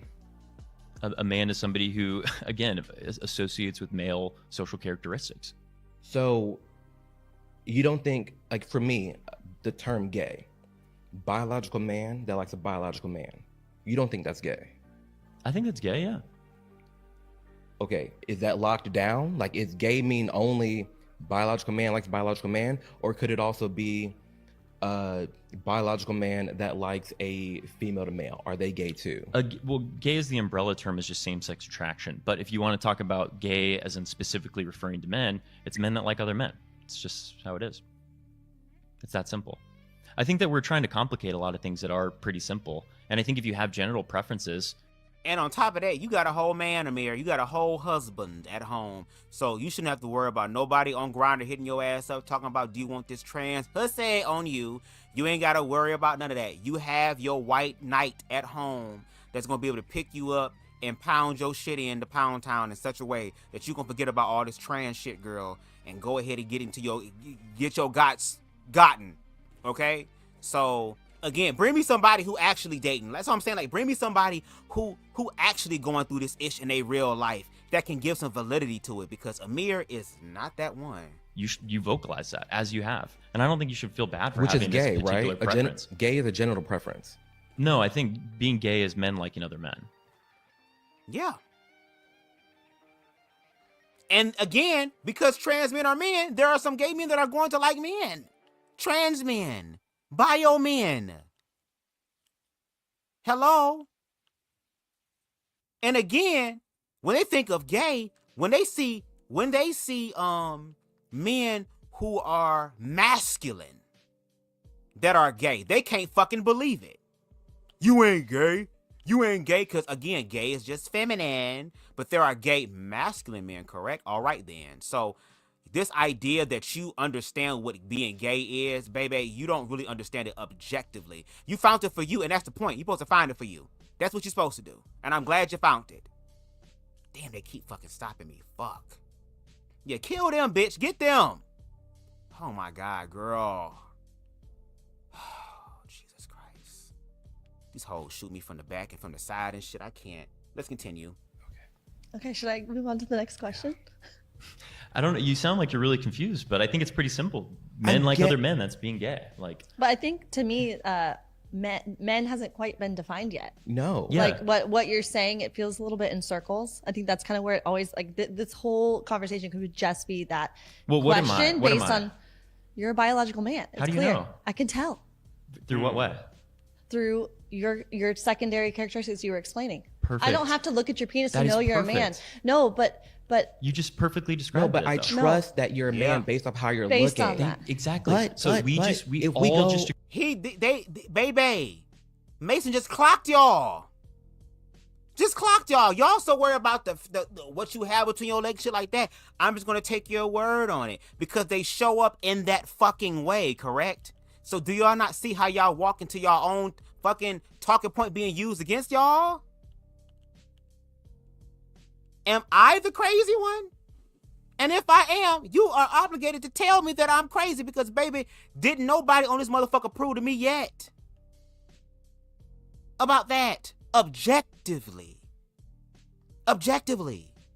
Agreed. That it's performative characteristics. That's the way it works. No, we don't agree because there's something in there. I have a vagina. Well, then you're a woman. Okay, well, does that just...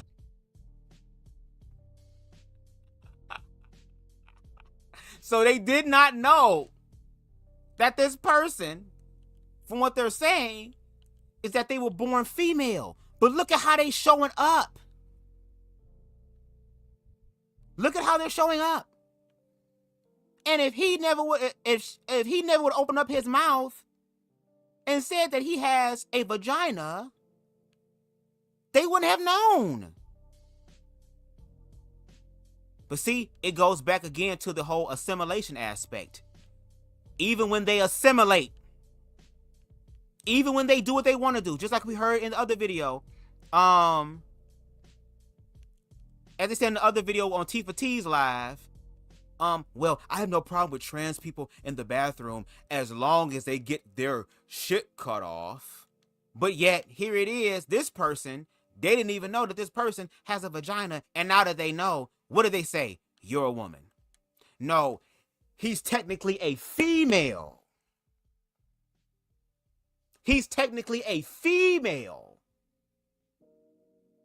But as far as the social construct of a man, this individual Mason shows up in that, and y'all proved his fucking point. So again, when y'all sit up here and talk about, oh, well, just do social transitioning. Okay, this individual did social transitioning, did they not?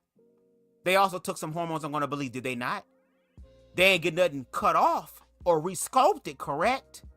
They're post-op, right? I mean, they're pre-op, right? They're not going through the thing to be able to get it done, right? Okay then, but y'all wouldn't have known because y'all not in his pants. If the only time I feel like these people should disclose any information about them being trans, especially the motherfuckers that they just met, girl or somebody, is if they are trying to get at them to where there is a realm of some sort of sexual encounter, then they can tell them. But then you have people like T.S. Madison again, and Hope Giselle, and Dominic Morgan, and Fairy Puss, and Angelica Ross, and even the he, she, we's, they, them, Flame, and so many others, Diamond Styles, trans woman, all they say they're trans. They tell the truth. They tell the truth. But again, look at what happens when we, as queer people, tell our truth. Let's continue. Luna says, firstly, no, they're ridiculous. They just walked right into the point and will miss it on purpose. We can always tell. Simulation is a token behavior. I can see that. I can see that. Disrupt everything that you both just said? But No. you don't. How do you know? Because I know. How? Because I can tell. Do you need me to show it to the whole No. world right now? Do I need to pull out my vagina? Okay, well, this is a really good question Well, to I'm ask just this. saying it's very convenient to just move over that topic. That's because- okay. That's interesting because I almost feel like you would say the same thing. What? That it's convenient to move over that topic because for you it feels very cut and dry, and for you Well, it you have sounds all like just agreed that I'm a man for this entire episode, and now you're confused, or you're saying, But no, I'm I not think- confused. or you're saying that I'm lying. I think this is no, being- I'm not because you're admitting you are a man Well, no, biologically, but I just said if I have a vagina. but you don't. How do you know? Because I mean, it's clear anyone watching can look and see that you are a man. Here's the deal.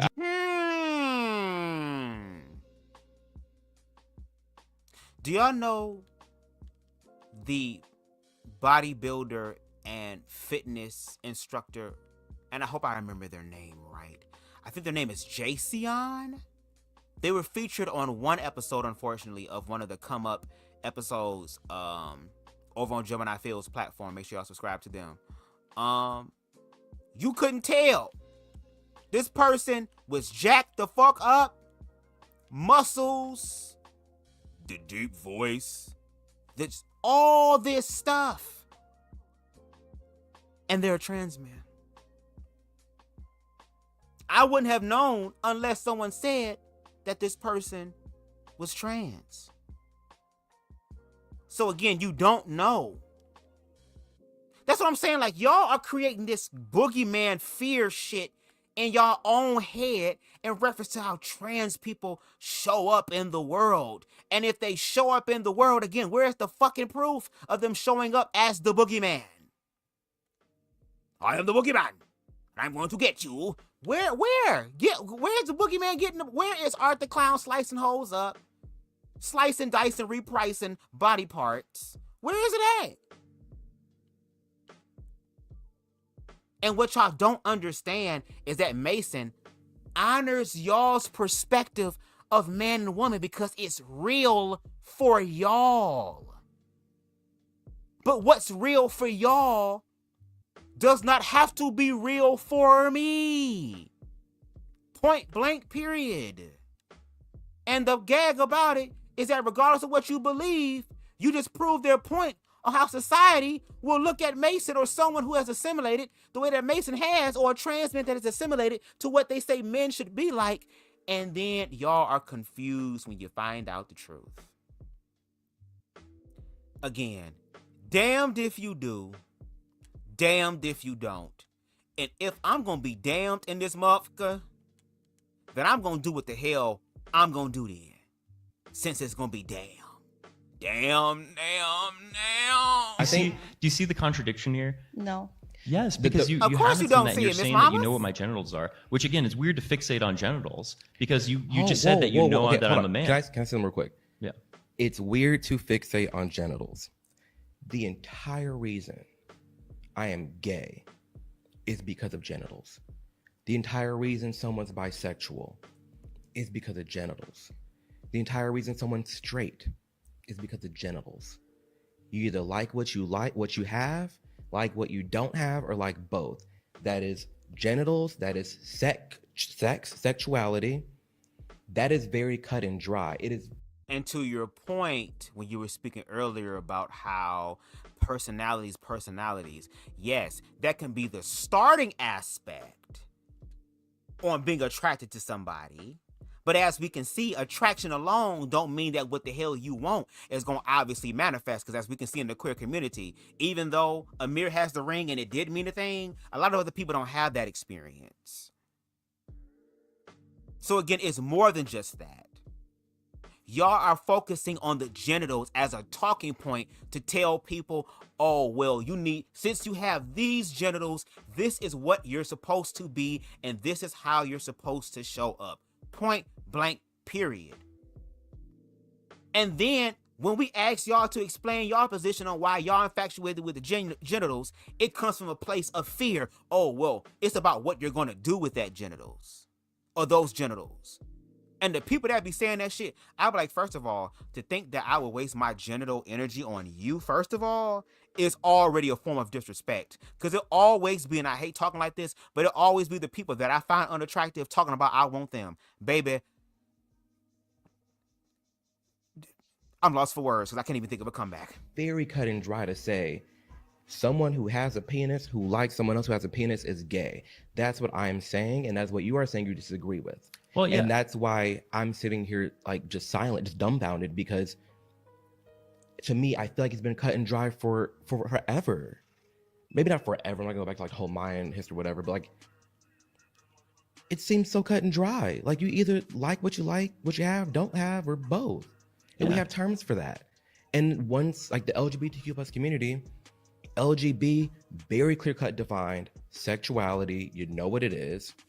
TQ plus, all how you identify, and it's a whole nother different topic, but yeah, I am sitting here confused because obviously penis, gay, vagina, lesbian, straight, lesbian, it blows my mind.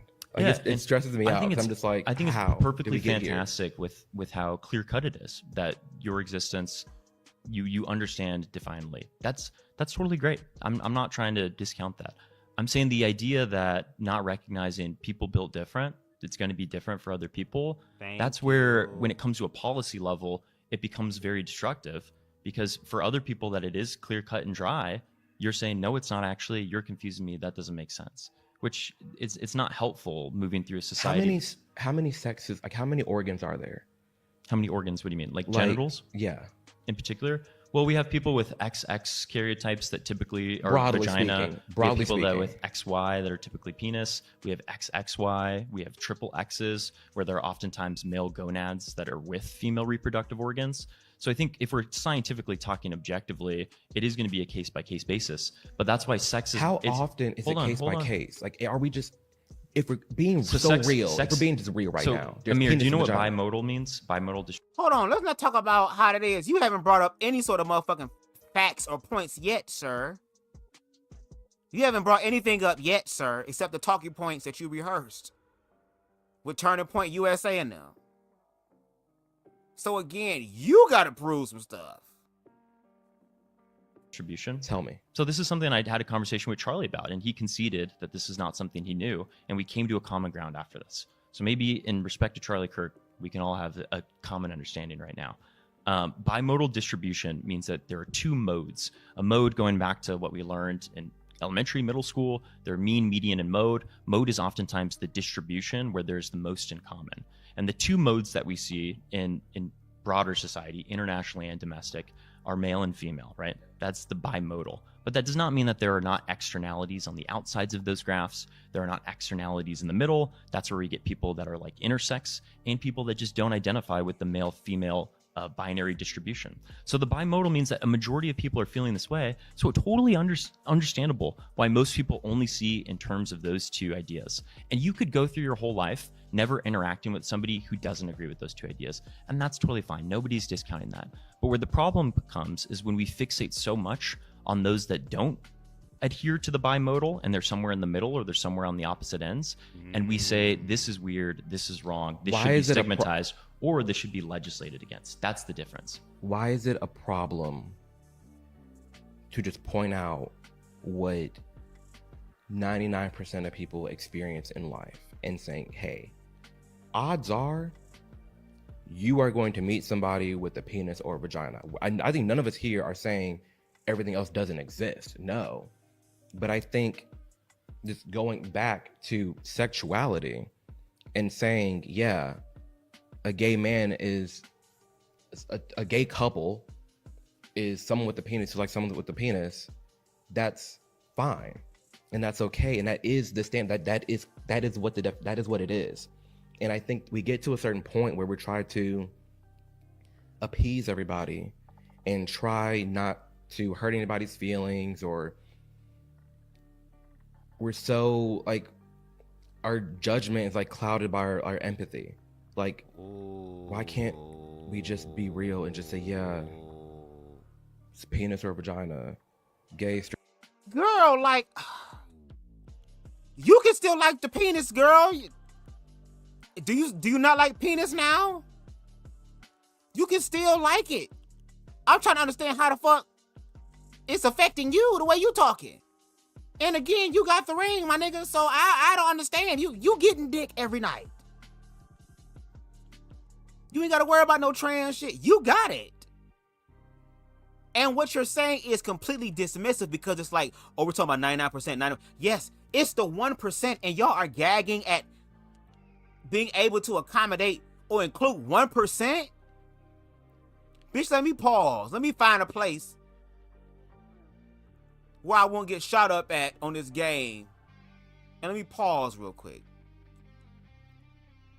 Everything that I've heard thus far has been a fear-based argument that does not take away from your lived experiences. I can understand if there was objective proof saying, hey, Bubs, because of this shit, it's fucking me up. Here's the objective proof. Here's the overwhelming proof. Here's the sweeping proof. And it doesn't change the majority from what it is that they identify with. That's cool. You can identify with that. Nobody's saying that you can't. Again, Mason is agreeing with you. Amir is the only motherfucker who is disagreeing. Because again, Amir is too deep off in this stuff to where he can't have no productive ass conversation. When you was trying to talk to the queer people and going to the source, when you went to that Pride event, you ain't really talk to them or show us that you talk to them as much. Like you're having a conversation now. But now that you're on this conservative platform, You have to do your due deals, and I get it. You got to make your people happy. But you are being disingenuous in this whole situation, and especially by saying that people are practicing empathy and we're practicing too much empathy when we see the stats that trans people, let alone trans children, deal with, and we're talking about not having empathy, but yet you want people to have empathy for you as a gay man? Oh, okay. Bye. Okay, I have a question for both of you. Is the current debate about gender really about trans rights, or is it more about how society defines truth and reality and how that affects society? Yeah, I think that it's more so about legislatively, like what are we doing legislatively? Is medical access something that should be determined by legislators or politicians, or should it be done by people and their doctors? I think that's a big conversation, is who has the say with what happens with their body. Is it people individually with their doctors and going through a medical process, or is it legislators and politicians? That's probably the biggest debate. But I do recognize that a lot of people who have, a classical understanding of like Christian ethics would say something like, no, I think that this is more so an idea of what we're going to allow in society or how truth changes. And that could be said about the transgender movement, could be said about the queer movement in general. I think a lot of people were terrified when queer people started having a more public presence, because this is destroying marriage. This is destroying our concept of men being with women, which is the natural order. And if we're going to allow unnatural people to get in relations with each other, we are degrading society and making it worse. Clock it. I think we're both going to be on the agreement that that's not true. That's we're going to allow people. I agree with you there, but I do think there is a clear difference in separation between someone that is gay and someone that is trans. Yeah, and I two do different think things. that it does get weird in terms of like legislatively. Like I'm all for 18 and up, do what you want, because if a woman wants to get a double mastectomy, she can. If a woman wants to get a breast enlargement, she can. I think it's legal. I think if someone wants to just like chop off a limb, they can. I don't know about that, but if you're over 18, like for sure. But my whole main thing is it's the children. Like, leave them alone. You're a grown adult. That's a whole nother conversation. Then but tell I the think Christians it's to fine leave the children alone too. Yeah, we can't. Tell them to leave their children alone too if we're going to be children. objective. So I think it is a lot about Tell Summit Ministries and PragerU to leave the kids alone, to not do PragerU kids. Because again, we're supposed to be allowing the children to grow up and to figure out what they naturally want to do, correct? Because as children, they don't know what the fuck they're talking about. So again, I'm cool with people leaving the children alone as long as the other dominant heterosexual society wants to leave children alone as well. I'm down for that. But see, once you start talking like that, that's how we know that it's queerphobic, transphobic, because again, Mason has been able and does a very good job at also affirming other people's belief about what they want to think, how they want to live, and how they want to be. But yet Amir has to be the one, because of his political party, his association with PragerU and shit, he has to speak out against it and find a fucking problem, even though this person agreed with him about certain things. And we could have operated on that aspect, but of course, that's not gonna make money, because solving problems is not lucrative. It's not fun. It's not something that people want to watch.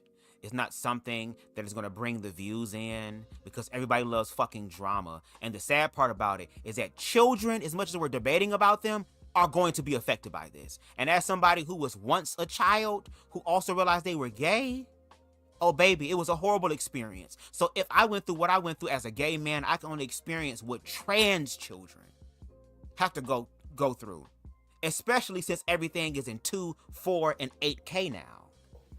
some laws, and even down to those sports topic and different bathrooms. And even the bathrooms, that can get confusing too, because you do have a lot of butch lesbians being kicked out of female bathrooms for being a man in the bathroom, even though they're a whole lesbian. So again, that means that society is going to have to also do their part too.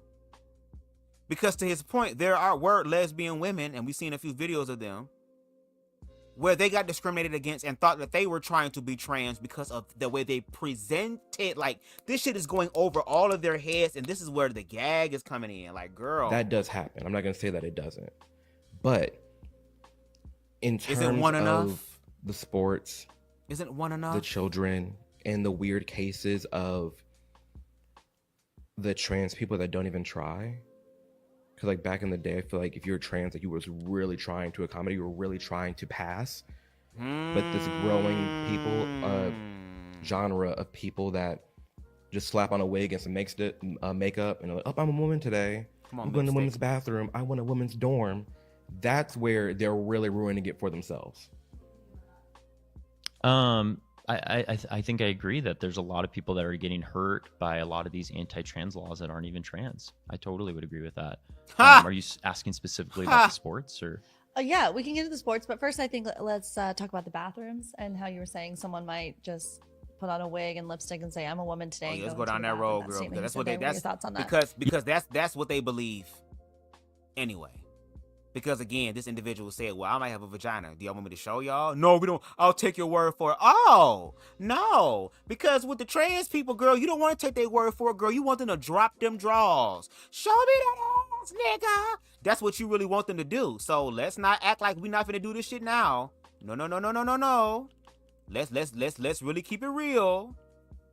Yeah, I think that there's nothing that's stopping people who are sexual assaulters from doing that already. Like, we don't have cops in front of bathrooms or stuff like that. So I think that it is weird to label like trans people as just pretending to be that identity to be sexual assaulters. I'm not accusing either of you of saying that. I'm just saying that is something that we hear commonly in this country. Because when I go to the bathroom, I'm in there to piss, I'm in there to wash my hands, and I'm there to leave.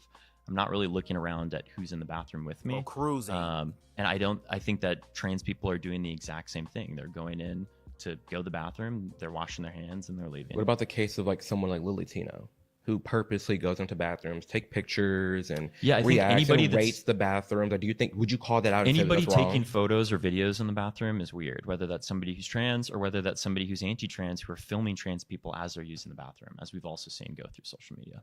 I don't think phone should be something that's tolerated in the bathroom. And we see that a lot, like gym lockers, where they're like, hey, stop taking selfies, stop taking these flexes in the bathroom, because it's just uncomfortable. A lot of people feel like it's a vulnerable space. They don't want any photos or videos or anything. Do you feel like trans rights and women's rights ever conflict with each other? I don't. I think that they complement with each other very well, actually. I think making sure that we're prioritizing that people feel comfortable and safe is something that can apply to both women and men. Do you think women want to be safe? Do you think that,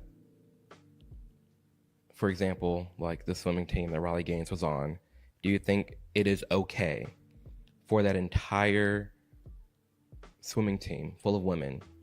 Do you think they felt safe? Do you think they felt recognized or acknowledged when Leah Thomas is in there and strips down and just swinging around the locker room?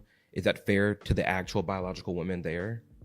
I don't think that, again, like, people are going in there to be sexual or be sexualized. Like, but I feel like, going back to sex, I think it's perfectly okay to have a room that only has vaginas in it and a room that only has penises in it. When you are being in a vulnerable space, you're changing, and even like you don't, like, you say that, like, they go in tandem and they pair well with each other, but is someone like Riley Gaines, is she transphobic to you? I'm not too familiar with a lot of what Riley does. I know that she's fixated most of her career talking about trans people, which seems a little obsessive to me. If that swimming team said, hey, they all went to the coach, we don't like this man in here, are they transphobic? I think, yeah, if you're saying that we don't like this man, I think if people are, again, I think that it comes down to how you're viewing trans people. If you view trans people as inherently sexual, if you view them as predatory, that's going to be something that you experience. So should we just ban locker rooms? Should we all just have one joint locker room if everything's sexual? Because I'm not saying it's sexual, but that is sexual. But that's where the mind goes too, because when you see the dick, you think of sexual. Or you think of the dick and think of assault. Or you think of harm. And again, you're telling me that there are trans women that are walking around just in the women's locker room. trans women in the locker room. Oh, hi, guy. Oh, yeah, it just feels so good to just be a woman and let it all hang out, right? Like, no. Again, as Queen Stevie said on the panel before, if they put up a trans bathroom, that's going to put more danger for trans people because they know where these people are going to be at.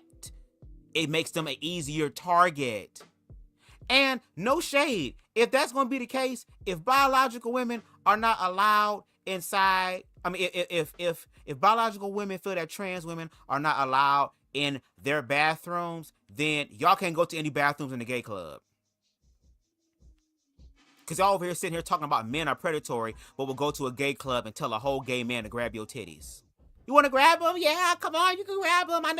I know you don't want to do anything to me. So yes, it is in either a sexual way or a way that is abusive. And that is dismissing trans people's experiences. Because what y'all are saying is that trans people are just going out, pulling their pants down, and just letting it all hang out in front of all these women. When trans women at large go to the bathroom and get their ish done so they can move on with their life. I'm a cisgendered man. When I go into the bathroom, I don't even like using the public bathroom. But when I have to, I will go in, I will do my business, and I will leave. If anything, I hope nobody's in the damn bathroom, especially if I gotta blow it up. Because the only time that y'all care about gender-inclusive bathrooms, girl, is when you going in there to blow that bitch up so that nobody can say, oh, you the one over there that was blowing the shit up. That is the implication. The implication is that this person's going in there to be a predator, or this person's going in to sexualize people as they're changing, which is, it's not true unless it is proven that somebody is doing something shady and weird. We should punish people who are doing things that are shady and weird, yes. Okay, so should we just get rid of female locker rooms and male locker rooms, just have locker rooms? Should we have just dorms? Or do you think if we had like stalls and stuff where people felt comfortable, sure. Like for me, like when I go in an airplane and it's a gender neutral airplane and I have to pee after a woman peed, I'm not feeling weird, and I don't think most women are feeling weird after they go in the bathroom after me. Like, no one's changing on the actual plane, whereas in the locker room you're changing. So I have a question. Yeah.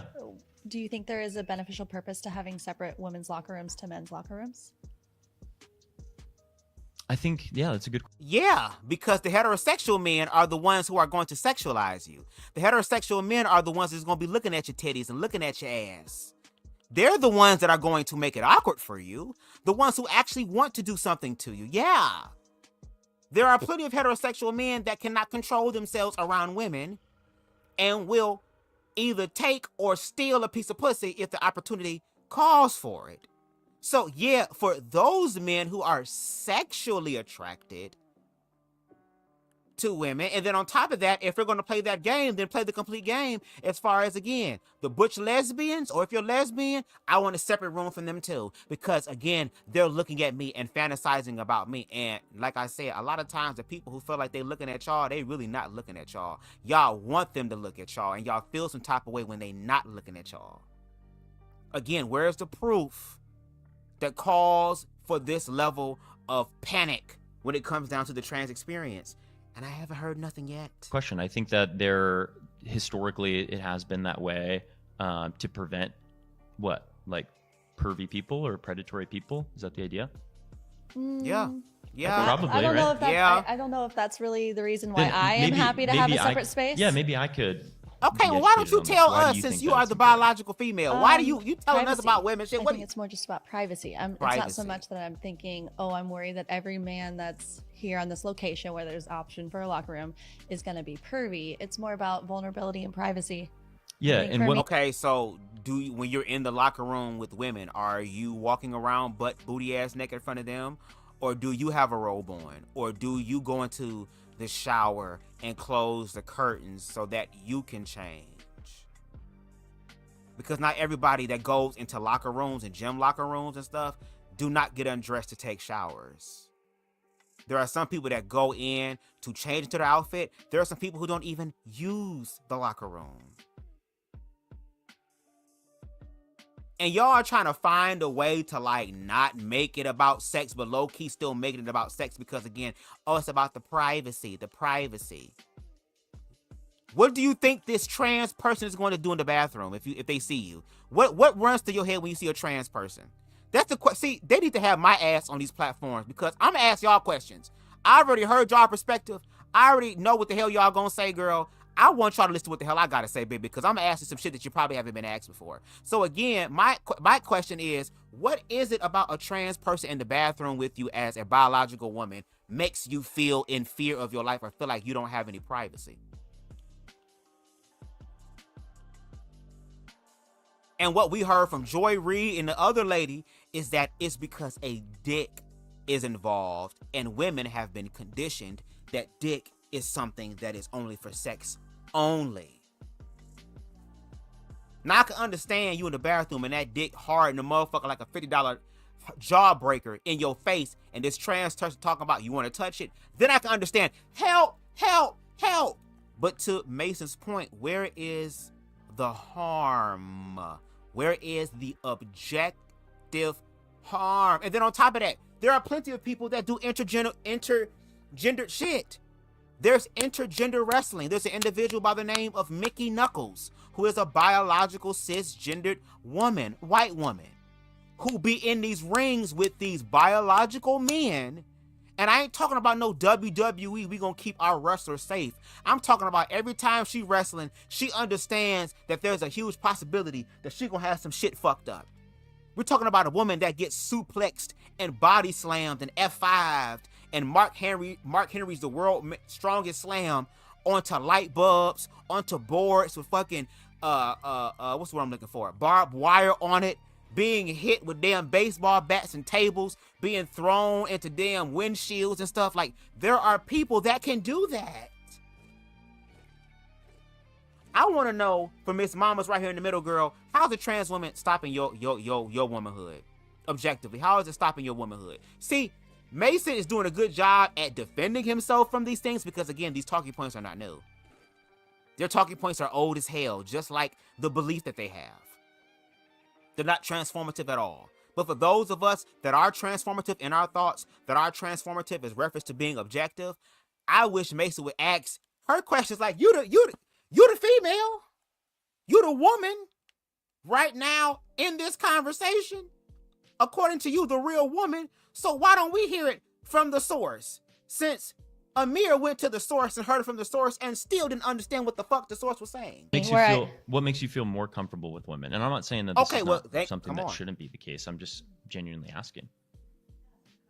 I know for me, like, I'm just more comfortable around guys, not because I'm gay, but just like because we all look the same and we're all. But there's a lot of guys who are not going to be comfortable with you around them in the locker room because they know you like dick. There are going to be plenty of gay men who are not going to want to be seen with you because you're a gay man and you like dick. So, again, I think empathy is very, very important because the same shit that Amir is saying about a trans person and the same thing can be said about you, my ninja. I don't know. It's just a shared I don't think that's true. experience. You're gonna have somebody that has like a micro penis or somebody's got a pretty big But one. you keep bringing up these like rare cases. But It's not rare. Is it rare to have different? Where's the cases? We you bringing up these rare cases of motherfuckers walking around just flashing motherfuckers they cocketh in the bathroom because they're pre-op. You're stating that, and you haven't given us objective, overwhelming proof about that. Different genital sizes or whatever? Like, no, but I don't think that everybody does. You just said micro penis. Like, I'm just okay. Sorry, penises. a smaller penis. Yeah, you're gonna see smaller, larger, but that's besides the point. But are you looking at people's genitals? Like, no. But what I'm saying is, for some reason, we all just feel comfortable being around each other. We're all just. And you don't even know what the fuck that reason is. Damn shame. The same. Yeah, for some reason, I think it's a great conversation of whether that's intrinsic, whether that's always going to be the case, or whether that's socialized. What do you think? It's like I'm a gay man. Socialized. You think it's socialized? So like if our society changed to feel comfortable, you're saying our society could change to feel comfortable to where we all changed in front of one another? Again, this is not like the big focus of mine, but yeah, I'm saying that we have different cultures where people walk around naked, and that's not something that is stigmatized. Right. Yes, we have places in South America where women are always topless. That's not inherently sexualized. Or in places in Europe too, like topless. Nudist stuff. So what I'm saying, I'm not saying that like I'm advocating for this perfect society where we're all changing together. But what I'm saying is like for trans women who are women, if they feel more comfortable, again, with the privacy and vulnerability of being in a woman's space as opposed to a man, that's not something that we should deny. And if there are women that are saying that they're uncomfortable with that, then we should have conversations on how to make that more comfortable. But it shouldn't be isolating or specifically demonizing the trans person who also wants a comfortable space. Yeah, I guess that's So you want to be able to have productive conversations, Mason, while these individuals want to have reductive conversations. Got it. The disagreement is, I think it should be isolating if you have a penis or a vagina. Because even for me, as a gay man, have zero interest into women, I'm more comfortable changing in front of men than women. Like, just because, I don't know. Like, if I'm surrounded by a bunch of women, I have to change, right? And I'm like, oh my gosh, like, stop. Yeah. If it's a bunch of so bros, you're arguing that that's a societal construct. 100%. Yeah, and I think you'd agree. And so we feel that. You'd agree if you lived in Europe or if you lived in Saharan Africa, like you'd have but I guess to that's agree the that it would point. be I'm different. not in no Africa. I'm here. Well, Yeah, but what they're saying is that because you're here in America, girl, what you're stating is something that is completely objective, and he has proven that in other places it's not. People can walk around and dicks don't get hard around women. I know in America that's impossible because as Americans, we all have been sexualized, over-sexualized. Every single one of us. That's why whenever we look at somebody, we always looking at their body, we're looking at their ass, we're looking at the bulge in the front, we're looking at how slim the waist is, girl, we're looking at the big titty, girl. You're gonna look. Can we be honest about that? You're gonna look. If Miss Mama's in the middle was watching a movie and motherfucking Jason Momoa, whatever his name, came on, girl, with his shirt off, she's gonna, Amir might do it too.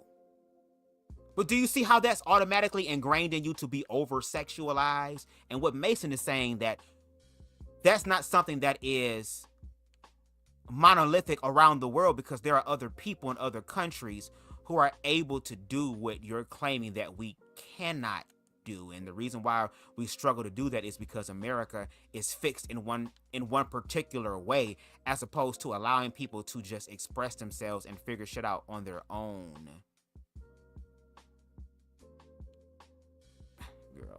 Also, I think going back to your question, it's a really good question. Like, what's the reason why I feel more safe to change in a locker room full of women, rather than it being like anybody of any, whether you're a male or a female. And I do think you're right. Going back to it, I don't think it's just a social construct. I could see it being part of it, like what your example about our different social norms, right, across the world about being topless or things like that, or like nude cultures and stuff. But I think you're right that it does go to a certain aspect of privacy, and it was probably a big part of the women's rights movement of having separate spaces for safety. Yeah, second wave feminism for sure. And I think that is a good conversation. It goes back to what you were saying. Is second wave versus third wave feminism, right? So second wave is a big idea, and biology is what forms individual experience, and therefore there is womanhood, which is this idea of like biological purity and the difference between men and women, and how women can elevate beyond their own nature in order to take on these roles of power. It's a very different conversation with third wave feminism, who's highly believes in intersectionality. The shared struggle of marginalized groups should be unified in order to bring about a less oppressive society. Those are two completely different conversations that sometimes come into very strong conflicts with each other. Like, it's the idea of J.K. Rowling feminism versus Judith Butler feminism. Those are two different ideas of how we can elevate women to feel safe in a society that sometimes feel like they are at conflict. Yeah. Do you have something to say? No. Okay, well, it makes me think about back to the reason why you asked that question, which was about why is it uncomfortable for the group of swimmers for Leah Thomas to be in that bathroom, and you're saying it's because you're assuming that that Leah is a predator, Leah Thomas, right? And so that's where your problem is with people who are what you're considering transphobic, to assume that Leah Thomas is a predator, and that's why you don't want that person in the bathroom, correct? Well, I think especially women who have had sexual assault or bad experiences, I'm not blaming people who are on edge or who feel that way. And that's not transphobic to be skeptical, but it is transphobic, specifically what you said, if they're like, we don't want this man in the bathroom, because that's just the definition of transphobia. Well, okay, no, go ahead, sorry. Yeah, I think that transphobia specifically is just denying somebody's gender identity. Like, that's what it is. And I know a lot of people get hung up on that term of like, oh, I'm not afraid of trans people. but that's the idea of denying an identity. So it's the same way with homophobia. Going back to the whole dating apps, is it transphobic? No, to have a general preference is not transphobic. But if you're like, I don't want to have sex with a woman, that would be transphobic. What if we don't allow them on the app? Is that transphobic? I mean, private developers and private apps are going to make decisions for what they think is best. So right, but do you think are they transphobic? If I created an app that said only penises are allowed, no, that's not. Am I transphobic? No. Okay. You're being very clear with what your preferences are. Okay.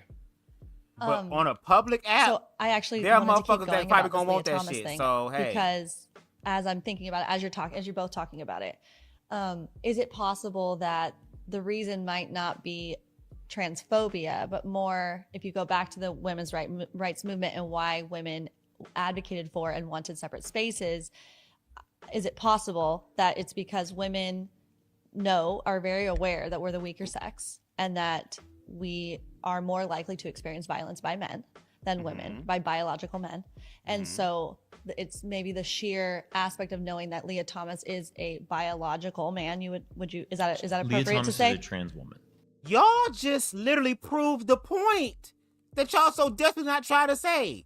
Oh, well, we know that men can harm us and man can harm us. So again, he literally just said that y'all were talking about the harm. And now then y'all weren't talking about the harm or saying it wasn't about harm, but now it's, oh, well, we know that we have dealt with this with the men of them trying to harm us. So what you're saying is that now the same men that want to harm y'all is now trans so they can come into the bathroom to further harm y'all. So you wouldn't say that Leah Thomas is a biological man? Is that transphobic? I'm just trying to... They are male. It depends on like who you're asking. Like I know, what's his name? He's the trans porn star. You know who I'm talking about? Buck Angel. The blonde hair. Yes, Buck Angel. Yeah. So like Buck Angel would say, "Hell no, I'm a biological woman," or whatever it is that he says. Biological woman. So it depends on the person that you'd ask. Biological woman. But is biological woman. Biological woman. Yeah. Yes. Yeah. But yeah, I get that's my question. You're not going to say Leah Thomas is a biological man. I'd say that Leah Thomas is a trans woman. Yeah, she's a trans woman? So, trans woman is a woman who does not identify specifically with the way that they are assigned at birth. Where are they assigned at birth? They are assigned XY. They're assigned male. So a biological male. So we're gonna get in like this word game where we're going in circles. Girl, biologically, let's just go with y'all shit. They are biologically male and female. Okay? A trans woman is biologically male. A trans man is biologically female. We understand that. We understand that. We understand that. Y'all keep talking about, there's people who don't understand it. Okay, well, who are those motherfuckers so we can talk to their ass and tell them, bitch, what's going on?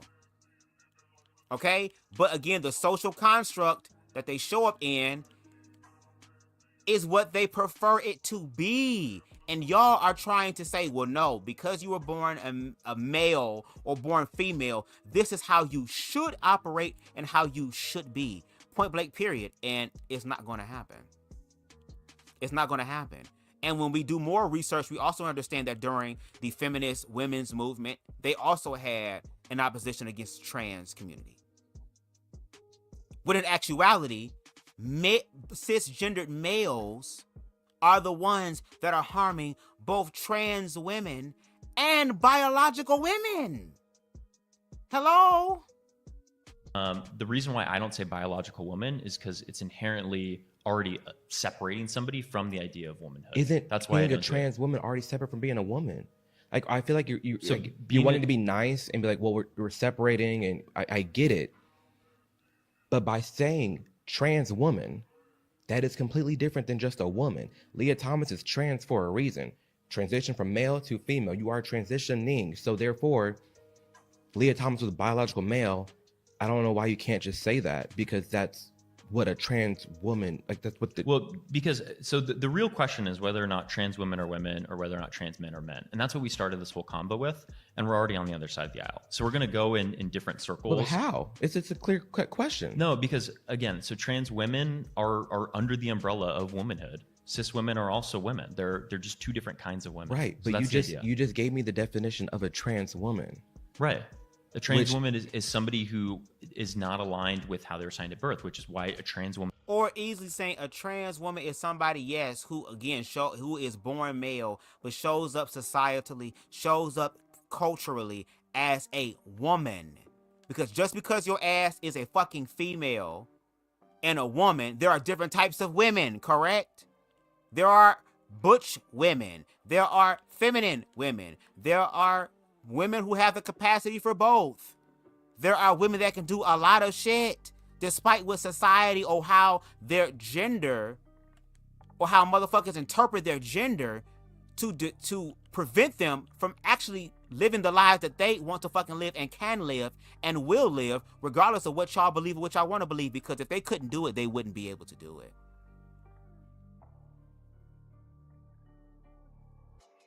And again, I feel like the way that these women, I feel like the way that women operate, bio women operate, and even sometimes trans women operate, as far as this form of control of womanhood, y'all don't even understand that womanhood is not even y'all's to control. It's through the eyes of the matriarchy, because for the bio women, their existence or their identity is not validated until a man chooses them, until they're made into a mother and have children. So again, your perspective of womanhood is not even your fucking own. It's only validated through a man.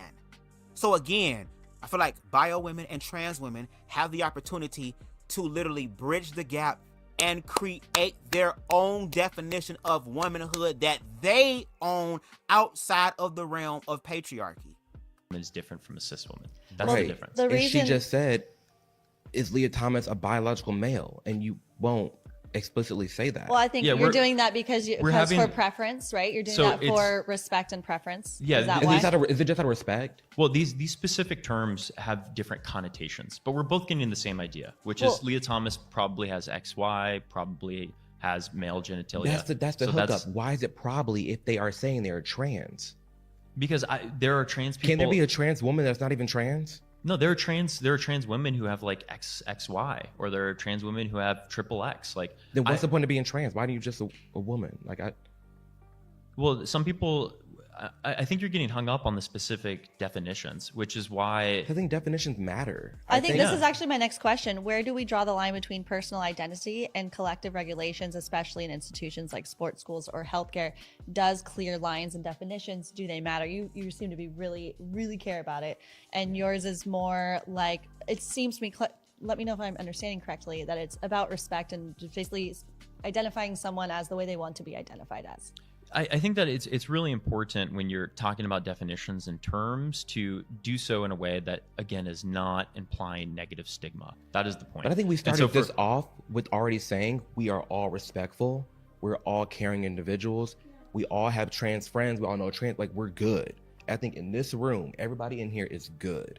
So I think, like, to bring that up is just, it doesn't matter. Like, we're all good. Well, I was asked a specific question. But you brought up the whole aspect of, well, there are trans people that say that I am transphobic because I said this instead of this. So again, I mean, you're bringing in your own personal anecdotal experiences into it as well. So doesn't Mason have the opportunity to be able to do the exact same thing? And again, if y'all cared about trans people, y'all would talk more about the social conditioning and social transitioning. And again, I would love for Miss Ellen to answer that question.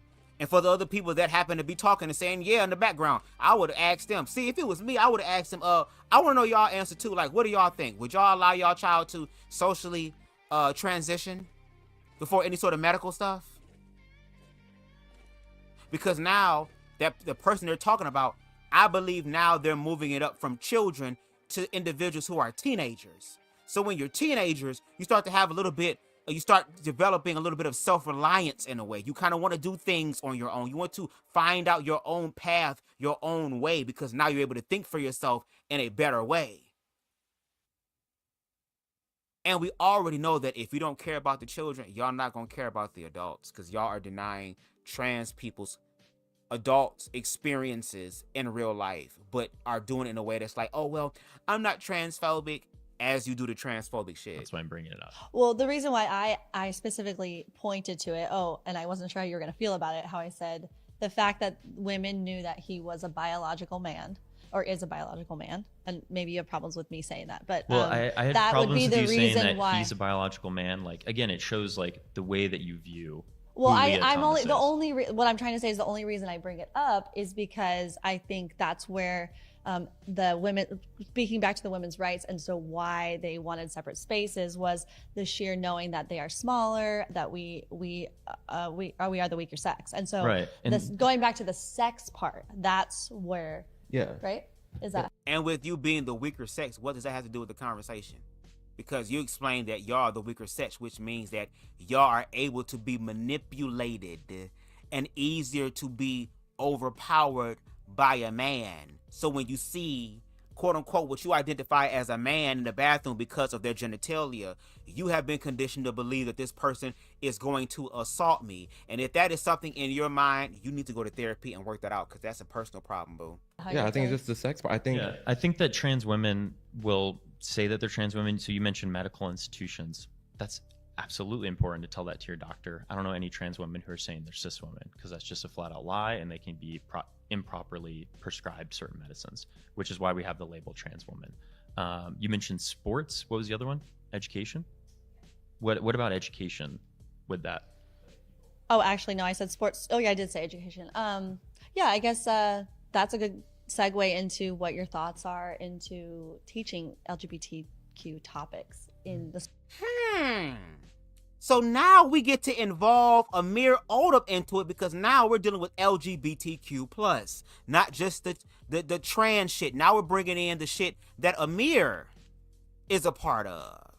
That Amir knew that he was gay at a very young age. So I'm curious to know what his answer is going to be to this. In school. So the question was basically about drawing the line between what definitions are or something being more fluid. Yeah, I think the definitions matter if we're going to start teaching children and just teaching in general, like what sex is, what gender is, all that kind of stuff. I think we need clear-cut definitions, and then it's all age appropriate. This is something I stepped forward for in the Jubilee video. They said, should we be teaching LGBTQ topics in school? And I stepped forward, yes, of course, because we exist. They're there. I'm a gay male. Gay people exist. I, of course, think age appropriate.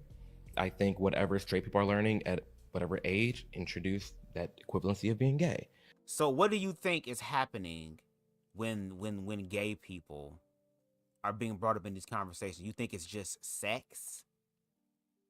Is that what it is? What about queer history?